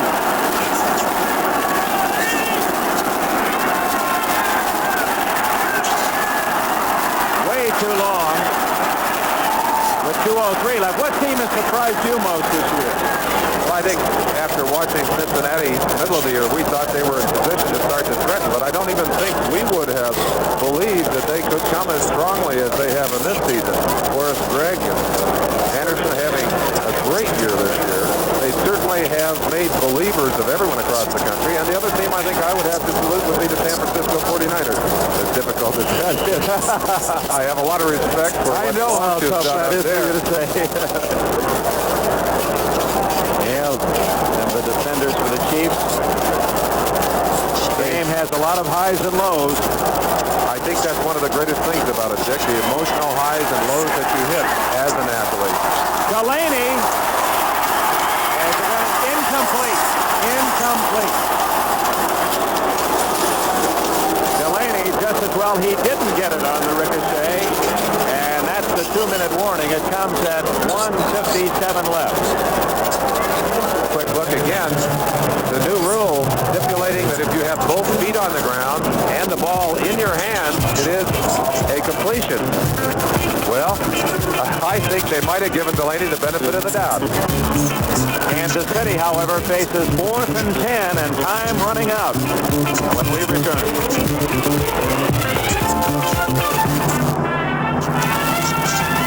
Alcoa presents Fantastic Finishes.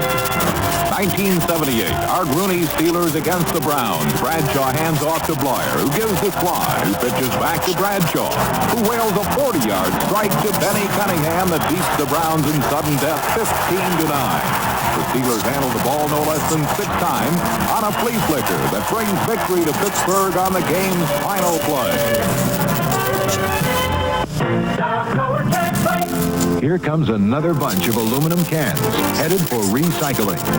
Alcoa takes back the aluminum cans by the billions, and it's worth it because there's precious energy to be saved by remelting the cans and making brand new aluminum. Recycling. We're doing it now, and new cans are on the way. Made of light, convenience, energy-saving aluminum. We can't wait for tomorrow. Going into today's game, the best record in pro football, the surprising Bengals of Cincinnati, then Denver, the Jets in Miami, Kansas City, should they lose, would be 8-5 and drop down to the 5th spot, but still very much in the hunt. There are the other 9-3 teams, Philadelphia, Dallas, San Francisco. And, of course, you see Detroit popping up there, not too far down the list. Well, they're putting pressure on the Vikings now. Flag down on 4th and 10, and complete. Will it count? James Murphy, his first professional catch at the 45-yard line, and we'll check the penalty. 21 yards if it counts, but the Lions are pointing as if it's a Kansas City penalty. Offside, no, Lions, so the play will count. Before we leave the thrills of this season, number 60 offside defense. It was my pleasure to do the New York Jets game last Sunday, and that was something. We'll go back to that. But first, Jack Rudney. We promised you that we would share his Thanksgiving message. Here's a man who's devoted his time to a lot of charitable work. He's a class athlete. His words. My name's Jack Rudney. I'm with the Kansas City Chiefs, and when it comes to Thanksgiving, I guess I think of two things, and that's time to be with our families and time to give thanks for really a lot of the wonderful things we have. Unfortunately, I don't have that time with my family today. I'd like to wish them the best in Kansas City, as well as my family and relatives in Cleveland, Ohio, and perhaps a special Thanksgiving wish, at least, to that segment of our population that perhaps isn't as fortunate as all of us. Some of our people who are handicapped either physically or mentally, some even economically. And I know the daily battles that each of those people fight. My heart goes out to them, and I wish today to be the very happiest Thanksgiving that you've ever had. I think the thing that helps us to respect those words from Jack Rudney is the fact that he backs those words with action. Brings the handicapped kids to every game at Arrowhead Stadium, brings them down on the field afterwards. I think that's the kind of thing we need more of, not only on the football field, but throughout this country. Stewards, not talkers. And we've really featured on this telecast many outstanding athletes and men. And Rudney, of course, comes to mind, and all the folks at Kansas City know, but people around the country. Here's a man hidden in the middle of that offensive line who is just a quality citizen. And the same for Stan White, a man who graduates 5th in his law class, a law student, not playing football. We said it before, but you cannot be a dumb athlete and be a successful one. These are very bright and sensitive men. And I guess I've seen no better example than my partner, Merlin Olsen. And I know most of you know that, but I think it's important we say that because some have a mistaken impression. I think it's important, too, that people like Stan and Jack, and many more, Dick. There are a lot of people who fall into that category happily in the game. They have proper perspective. This is a game to them, and there are many things in life that supersede and take precedence for this game. We talked about the Jets-Miami thriller last week. If time permits in the postgame, those of you who didn't get a chance to see the last 2 minutes, Richard Todd playing with a broken rib, driving the Jets to a 16-15 exciting finish. We'll be replaying it for you, so stay tuned. Complete. Stan Rome can't get out of bounds. Oldham made the tackle at the Lions' 47-yard line. We got a fight going. We really do. Or at least a good wrestling match. Doug English was the Lion, and Roger Taylor, a rookie from Oklahoma State. Not a bad wrestling job. I'll tell you, with the two of them out there, I don't think you'd want to jump in between. They're swinging those beefy meat hooks. I got to tell you, it's hard to hurt a guy in a football uniform, though. At least swinging a fist at it. All you're liable to hit is plastic, and that hurts the fist more than the plastic. I think we'll have a double foul here. It looked like they were both throwing punches. Unsportsmanlike, number 78. Rejection. Unsportsmanlike. Number 70. Rejection. Number 76. And both players are thrown out of the game. So they will start thinking about the Thanksgiving courses. Dick, we didn't get that game on the West Coast as you did in New York. The last play, though, wasn't that a tipped ball that decided that game? I believe Todd just drilled it in to Jerome Barkham, and with 16 seconds left, it was the only touchdown the Jets scored. And that was the Buffalo game with the tip ball. That's right. Yeah. But in the Jets game, I had to race to the airport trying to catch the last flight home to Los Angeles, and it was a very poignant scene. I was running through the parking lot trying to get to the car, which was near the expressway, and it had to be 6 to 10 minutes after the game was over, and I looked back at the lights of Shea Stadium, and the roar of the crowd, they were still in there cheering, and the game had been over 10 minutes. And the fans of New York, and not just Jets fans, the Giants fans with that big one over Philadelphia. Hey, they're still a part of the playoff picture. 1:25 left. Incomplete. Stan Rome. Kansas City wanted interference on 26. Hector Gray. Ray Oldham was also there for the Lions. They've got to go for it on fourth. They have no choice. Rome showing a little inexperience there. When a ball hangs that long, you have got to come back to the ball. He did start back, but he's got to drive aggressively back. Now watch it. He'll stop here. Now the minute that ball is thrown, he's got to come back to it. He starts, but he's not really driving back to the ball. You really have to come to it, or that defender is liable to beat you to it. 4th down and 12.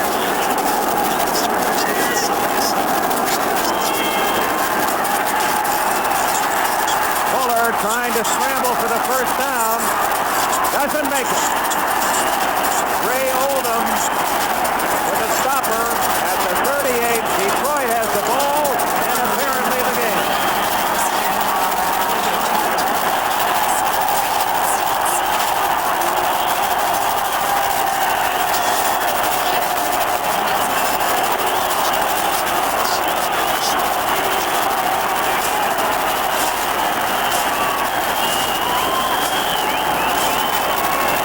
Folks, as you can see, convinced the Lions are going to win. They're heading for their afternoon dinner.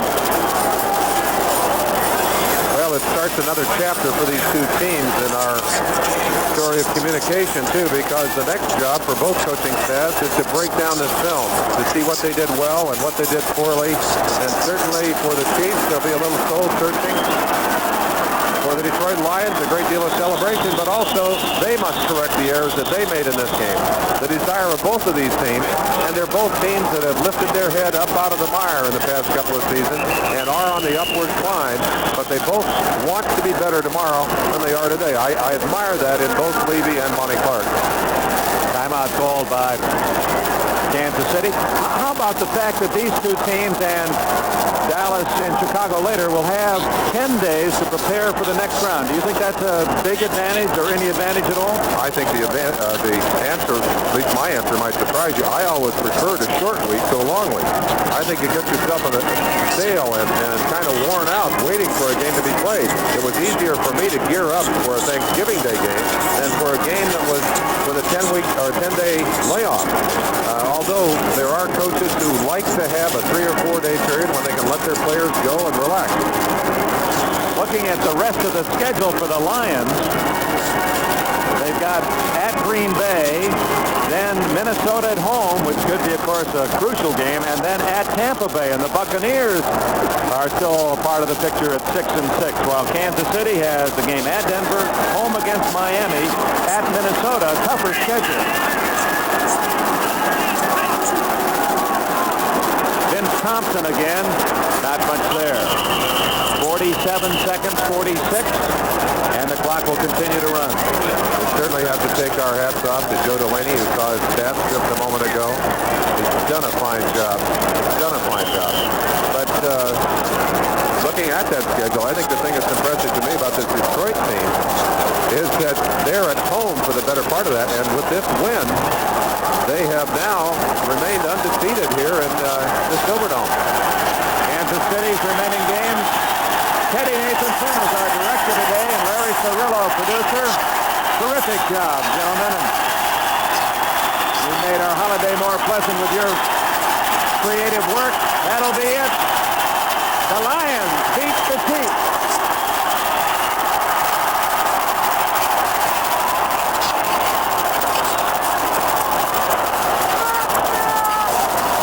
And as the players show their respect for their combatants, our thanks to our spotters, Walter Doherty and Ron Grubb, Buck Jersey and Ron Knight with your help in the booth. It's over, 27-10, Detroit. A promotional fee has been paid to NBC by United Airlines. We serve more of this land's top 100 business centers than any other airline. Fly the friendly skies. This has been a presentation of NBC Sports, the leader in innovative sports television. On NBC Magazine, horror movies, Urban Nomads, and The Self-Made Millionaire Friday. For 4 days only, Art Fan is selling hundreds of items at cost or below during Art Fan's massive $10 million stock reduction sale. At no other time, at no other store, will you be able to buy name brand furniture for less. Friday through Monday only. Michigan's largest furniture retailer offers drastic reductions in every department. If you've been waiting to buy furniture, don't. Save now at Art Fan's 4-day $10 million stock reduction sale. How do you shop for a microwave when you're not sure what you want? Well, during the Gumry Ward's Microwave Sale of the Year, you'll discover all the features you need at prices you'll love. You'll see ovens with removable browners, even a microwave convection oven combination. This 1.5 cubic foot microwave features gourmet cooking control and temperature probe. Now just $379.97. Come in for a demonstration during the Microwave Sale of the Year at Montgomery Ward. I'm Dick Burton, and I'm really excited. Watch my special on December 3rd. Second. Right here on Channel 5. Four. Did I say my name right? The original Miracle on 34th Street, tonight at 8.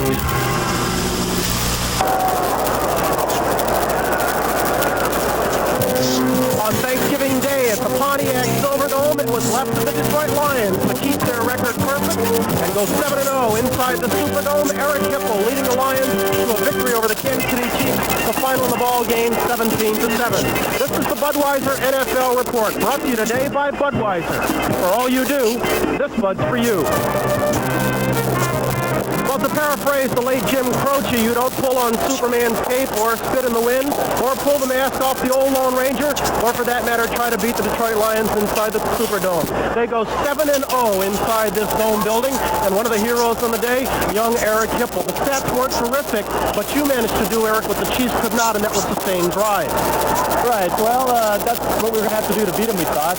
They're tough defensively. They came out in the second half and they came out hitting us pretty hard, and they came after us, and that's when we had trouble here getting a drive going. But once we got a drive going, I think we had no problem at all. Coming into this ball game, you have to take a look at their past performance and say they're a club that if they do anything exceptionally well, it is stop the run. So how do you plan to attack a club that does that so well? Well, just mix it up. You have to throw short on them, and every once in a while let it go, and you have to loosen them up. You can't let them tee off on the run. You have to throw on first down sometimes, and that's what we did in the first half, and we didn't have a problem with it. And go ahead. Okay. Well, I was just going to say that early on in the ball game, you threw a touchdown pass to David Hill. He was wide open. Then you came back. You found another one to Freddie Scott. Were you particularly picking on Eric Harris? No, we didn't really plan on picking on anybody else, just other than just their coverage in general. We put in a new play this week, and we thought we could get a guy deep behind Barbaro, and that's the one we hit Freddie on. On this day, you have become quite a story. You're a young man who stepped in for Gary Danielson when his wrist went under to a broken wrist. Have you surprised yourself a little bit? A little bit. How much? All false modesty aside. Well, not by performance exactly, just the way things have gone. I guess in general. I figured I'd have a good game here and there, but then I figured I would pan out, maybe have just an average, average game. But the way things went, I'm surprised a little bit. You came in with a bang on national TV, putting a lot of points on the board. Today, 27 points. But does that really reflect Eric Hipple? Has he gotten better each game, and will he continue? I think so. I think what I've gotten better at is making adjustments during the game. That was a separate thing I was having a problem with. During a game, if the come up into something we haven't seen during film, we make adjustments, and I think that's what I picked up on. I think that's what I need to work on even more. All right, Garrett, thank you very much. The final numbers, 10 for 22, 133 yards, 2 touchdowns. They're not terrific, but the big number on the board says Lions 27, Chiefs 10. It's one of the W columns for the Lions. And Mr. Hipple will come back after a word from Budweiser.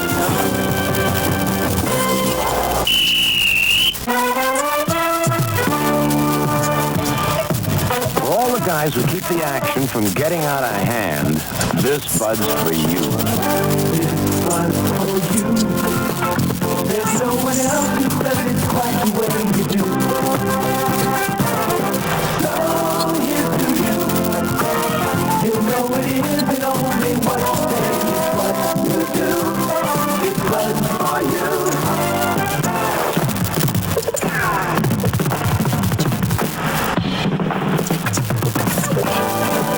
This Bud's for you. For all you do, the king of beers is coming through. Yeah, just for you, that distinctively clean, crisp taste that says Budweiser. For all you do. This Bud's for you. Next Saturday, cheer on the greatest names in the history of figure skating as the heartthrobs of the 1980 Olympics, Ty Babylonia and Randy Gardner, 1980 Olympic gold medalist Robin Cousins, 3-time world champion Peggy Fleming, and the electrifying Dorothy Hamill compete in an encore performance of the World Pro Figure Skating Championship. Plus, light up with excitement as Pro Stock and Funny cars fly in NHRA drag racing. Then next Sunday, NFL action as the stretch drive for playoff contention continues. All for you on NBC Sports. On this Thanksgiving Day, the Detroit Lions beat the Kansas City Chiefs 27-10. Merlin Olsen pointed out before the game that this would be one of the hardest-hitting ball games of the year. It turned out to be that, and perhaps one of the sloppiest, particularly from the Chiefs' point of view. The way the game ended was certainly not the way it began. It was the Lions who took the ball down the field, scored on their first possession. The Chiefs scored on their second possession, but then things kind of slowed down. It was left to the Lions to make the difference 27-10, and maybe the difference in the ball game was the Chiefs' inability to get anything going to sustain any drive, and the Lions' ability to get the big play out of Hipple and the big play out of their defense. For more thoughts on the game, let's go back upstairs. Merlin Olsen, Dick Enberg. Gentlemen? All right, Bryant, we featured Joe Delaney and Billy Sims at the start, and of course, you conjure up thoughts of a great Thanksgiving game by O.J. Simpson, who ran for 273 yards once on Thanksgiving Day, but it wasn't a big game by those stars. Where did it switch? Dick, I think part of the reason for that is the two defenses are pretty good against the run. They made it tough on both these runners. Delaney had the edge in the first half, and I think certainly Sims had it in the second half. That's when Detroit needed it. They wanted to control the football. They got the edge with Sims running and with Hipple's passing throughout the game. I think we ought to pat Steve Fuller on the back, especially for his start in the second half, although he did not maintain that kind of heat throughout the second half. It looked for a while that Kansas City might come back. They just didn't quite have the gas to do it. And going back to you, Bryant, Joe Costanzo has the final count. Delaney 77 yards, Sims 64 yards, and 1 touchdown.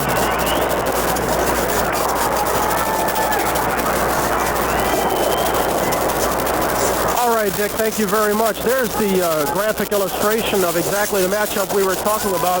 Sims and Delaney. Sims, of course, was hampered a bit by, as Merlin alluded to earlier, turf toe. As for Delaney, it was interesting to note, also as Merlin pointed out, I should add, that while Delaney's numbers have been impressive, his race, it seems, is to merely turn the corner and get upfield.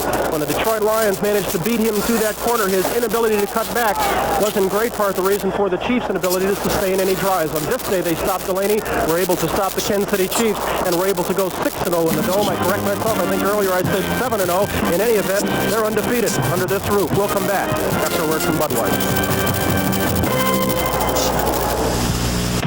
This Bud's for the man who took the Andrea Doria treasure back from the sea.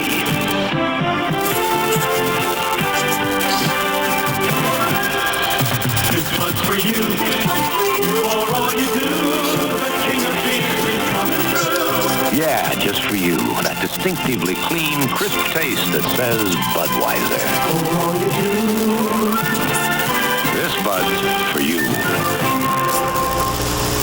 If you hate that wet, icky feeling under your arms, why use a roll-on or spray antiperspirant that's wet? start your day dry with Speed Stick Super Dry Antiperspirant. It's the Wide Stick. Effective protection with more dryness, to help fight wetness. Needs just a few strokes and goes on dry. So you can get dressed right away. No wetness. Get the Wide Stick. So dry, you can get dressed right away. Speed Stick Super Dry Antiperspirant. 5 minutes. You see the final score, the Lions 27, the Chiefs 10. There were a number of stories we attempted to develop today. One was the ongoing duel between Sims and Delaney, but the story within the story on this day was that of Stan White, the man who masterminds the Lions defense on the field. We highlighted him before the game, kept watch on him during the game. Now we're thankful he's joined us after the game with his whole high school teammate, Michael Adamle. Mike? O'Brien, you talked about the exploits of Eric Hipple on offense. This is the man who makes it go for the Lions defense, Stan White, number 52. And Stan, we were talking earlier, and I'm not trying to get the Chiefs mad at you or to send you letters, but you said that they were a pretty basic offense. You didn't have to study too much film this week, and you turned out to be pretty prophetic. Right, because it was a short week. We only had a few days to prepare, and it was a good thing that they did things basically. And that's not bad. There's a lot of great teams that do things basically, but it helped us in our preparation. We knew that they ran from certain formations, and they passed from other formations. And the fact that they were without Henry Marshall, I think, really hurt them a lot because it left J.T. Smith as their one main receiver and allowed us to double team him all day long and really try to take him out of the offense and force them to go someplace else where they really didn't want to go. Pressure was the name of the game for you guys this afternoon. You registered 5 sacks. You had one of them. How do you coordinate the Silver Rush? Well, we give them a lot of freedom, Mike. We look into our pass situations and we tell them just go rush the passer because, like I said, we knew when they were going to pass it because of their formation. And when they know that, they can really set their teeth back and go. And they really put a lot of pressure on. That's the key to any pass defense is the pressure you get on from your front four. We got a great front four here. Okay, the Lions have run their record to 7-6. You got Tampa Bay, you have Green Bay, you have Minnesota. You control your own destiny. Right, we can do a lot for ourselves the next 3 weeks. Play people in our division. We have a good streak going ourselves 3 in a row, and we just try to play them one at a time. The old cliche now because it's always so true. And if we can just play the way we play today, we'll be in good shape.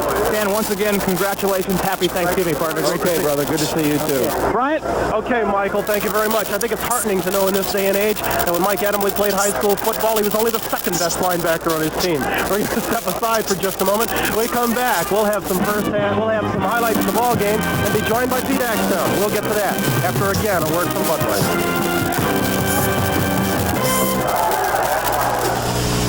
What's more natural than spicy hot food and icy cold beer? What's more natural than natural light from Anheuser-Busch? It's the beer with a taste for food.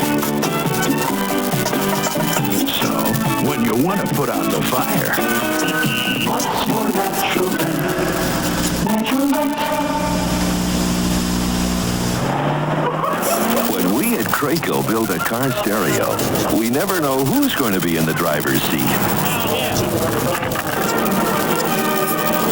So every Craco car stereo is tested to meet the toughest quality standards. And that means you can be sure that your Craco car stereo will perform, no matter what your listening habits are.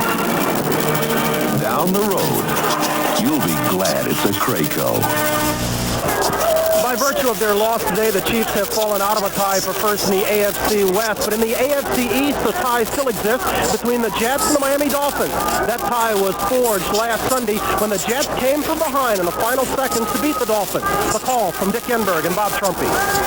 Sitting in Shea Stadium, 60,000 cheering for the Jets.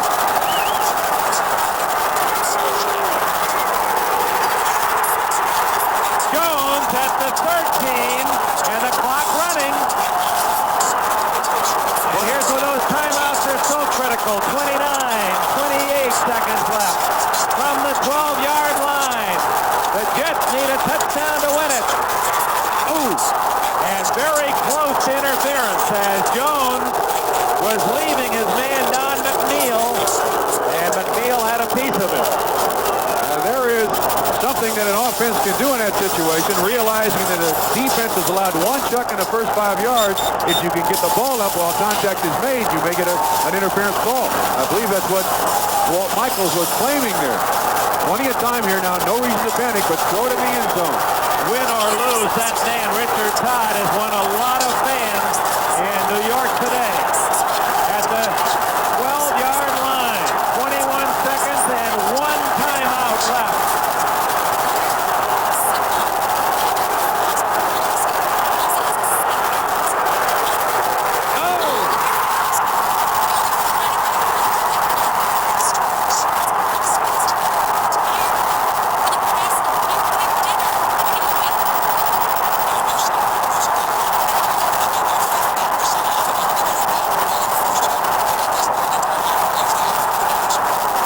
They're mobbing Jerome Markham in the end zone as the Jets have tied it.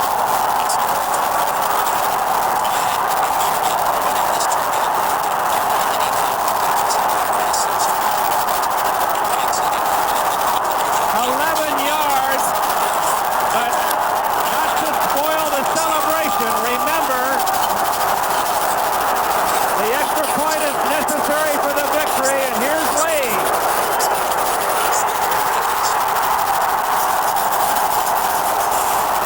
And so the Jets beat Miami 16-15 to forge a tie in the AFC East. They'll try to break the tie this Sunday when they go against the Colts. That's just one of the games we'll have on. We'll come back after a word from Budweiser.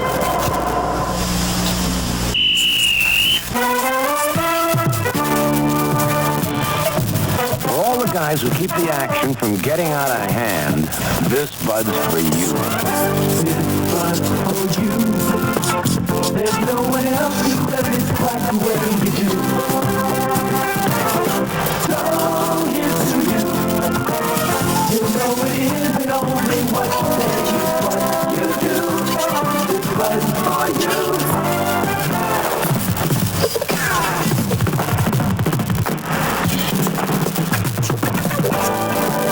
This Bud's for you.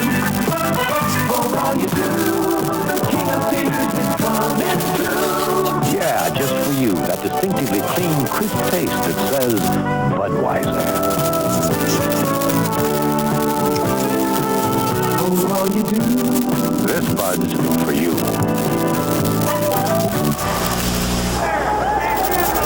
Our final again, the Lions winner over the Chiefs by a score of 27-10.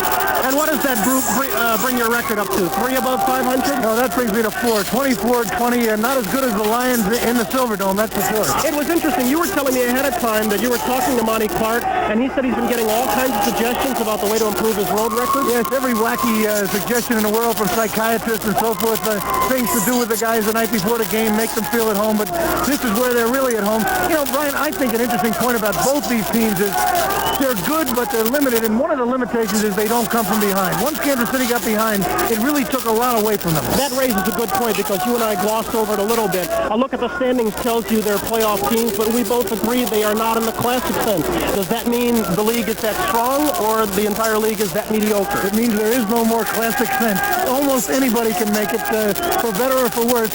Both these teams have a shot. From what you saw today, do the Lions appear to be a team that's going to get to play after Week 16? I still have to see them do it on the road and on natural grass. Okay, Pete Axtell, thank you very much. Our final again, the Lions 27 and the Chiefs 10.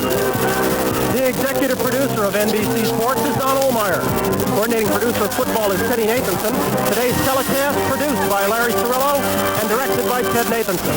NFL 81 is produced by David Neal and directed by Bob Levy. Our technical director was Bruce Berquist. Associate producers Mike Hadley and Glenn Adamo. Associate directors John Libretto, Bob McKinnon, and Brian Orenstrack. Remember, next Saturday on NBC Sports World, 4 p.m. Eastern Time, it's World Post Figure Skating Championship Encore Performance. With stars like Ty Babylonia, Randy Gardner, Peggy Fleming, Dorothy Hamill, many more. Plus the 1981 NHRA World Finals of drag racing. That's Sports World Saturday, 4 o'clock Eastern Time. And then on Sunday, Week 13 in the NFL, NBC follows the race right down to the playoffs and through the AFC Championship. We ask you to start your day with us here on NFL 81. Join me for all the latest news, scores, and highlights from around the league. Then it's exciting regional action highlighted by interdivision matchups. Among them, Baltimore against the Jets, the Bengals against the Browns, and the Broncos against the Chargers. Check your local listings for the game and time in your area. Our final, the Lions 27, the Chiefs 10. For Dick Enberg, Merlin Olsen, Pete Axtell, Mike Adamle, and all of us here at NBC Sports, Brian Gumbel saying thank you very much for joining us. Hope your Thanksgiving is a happy and healthy one. From all of us to you here on NBC, happy Thanksgiving from us, the leader in innovative sports television.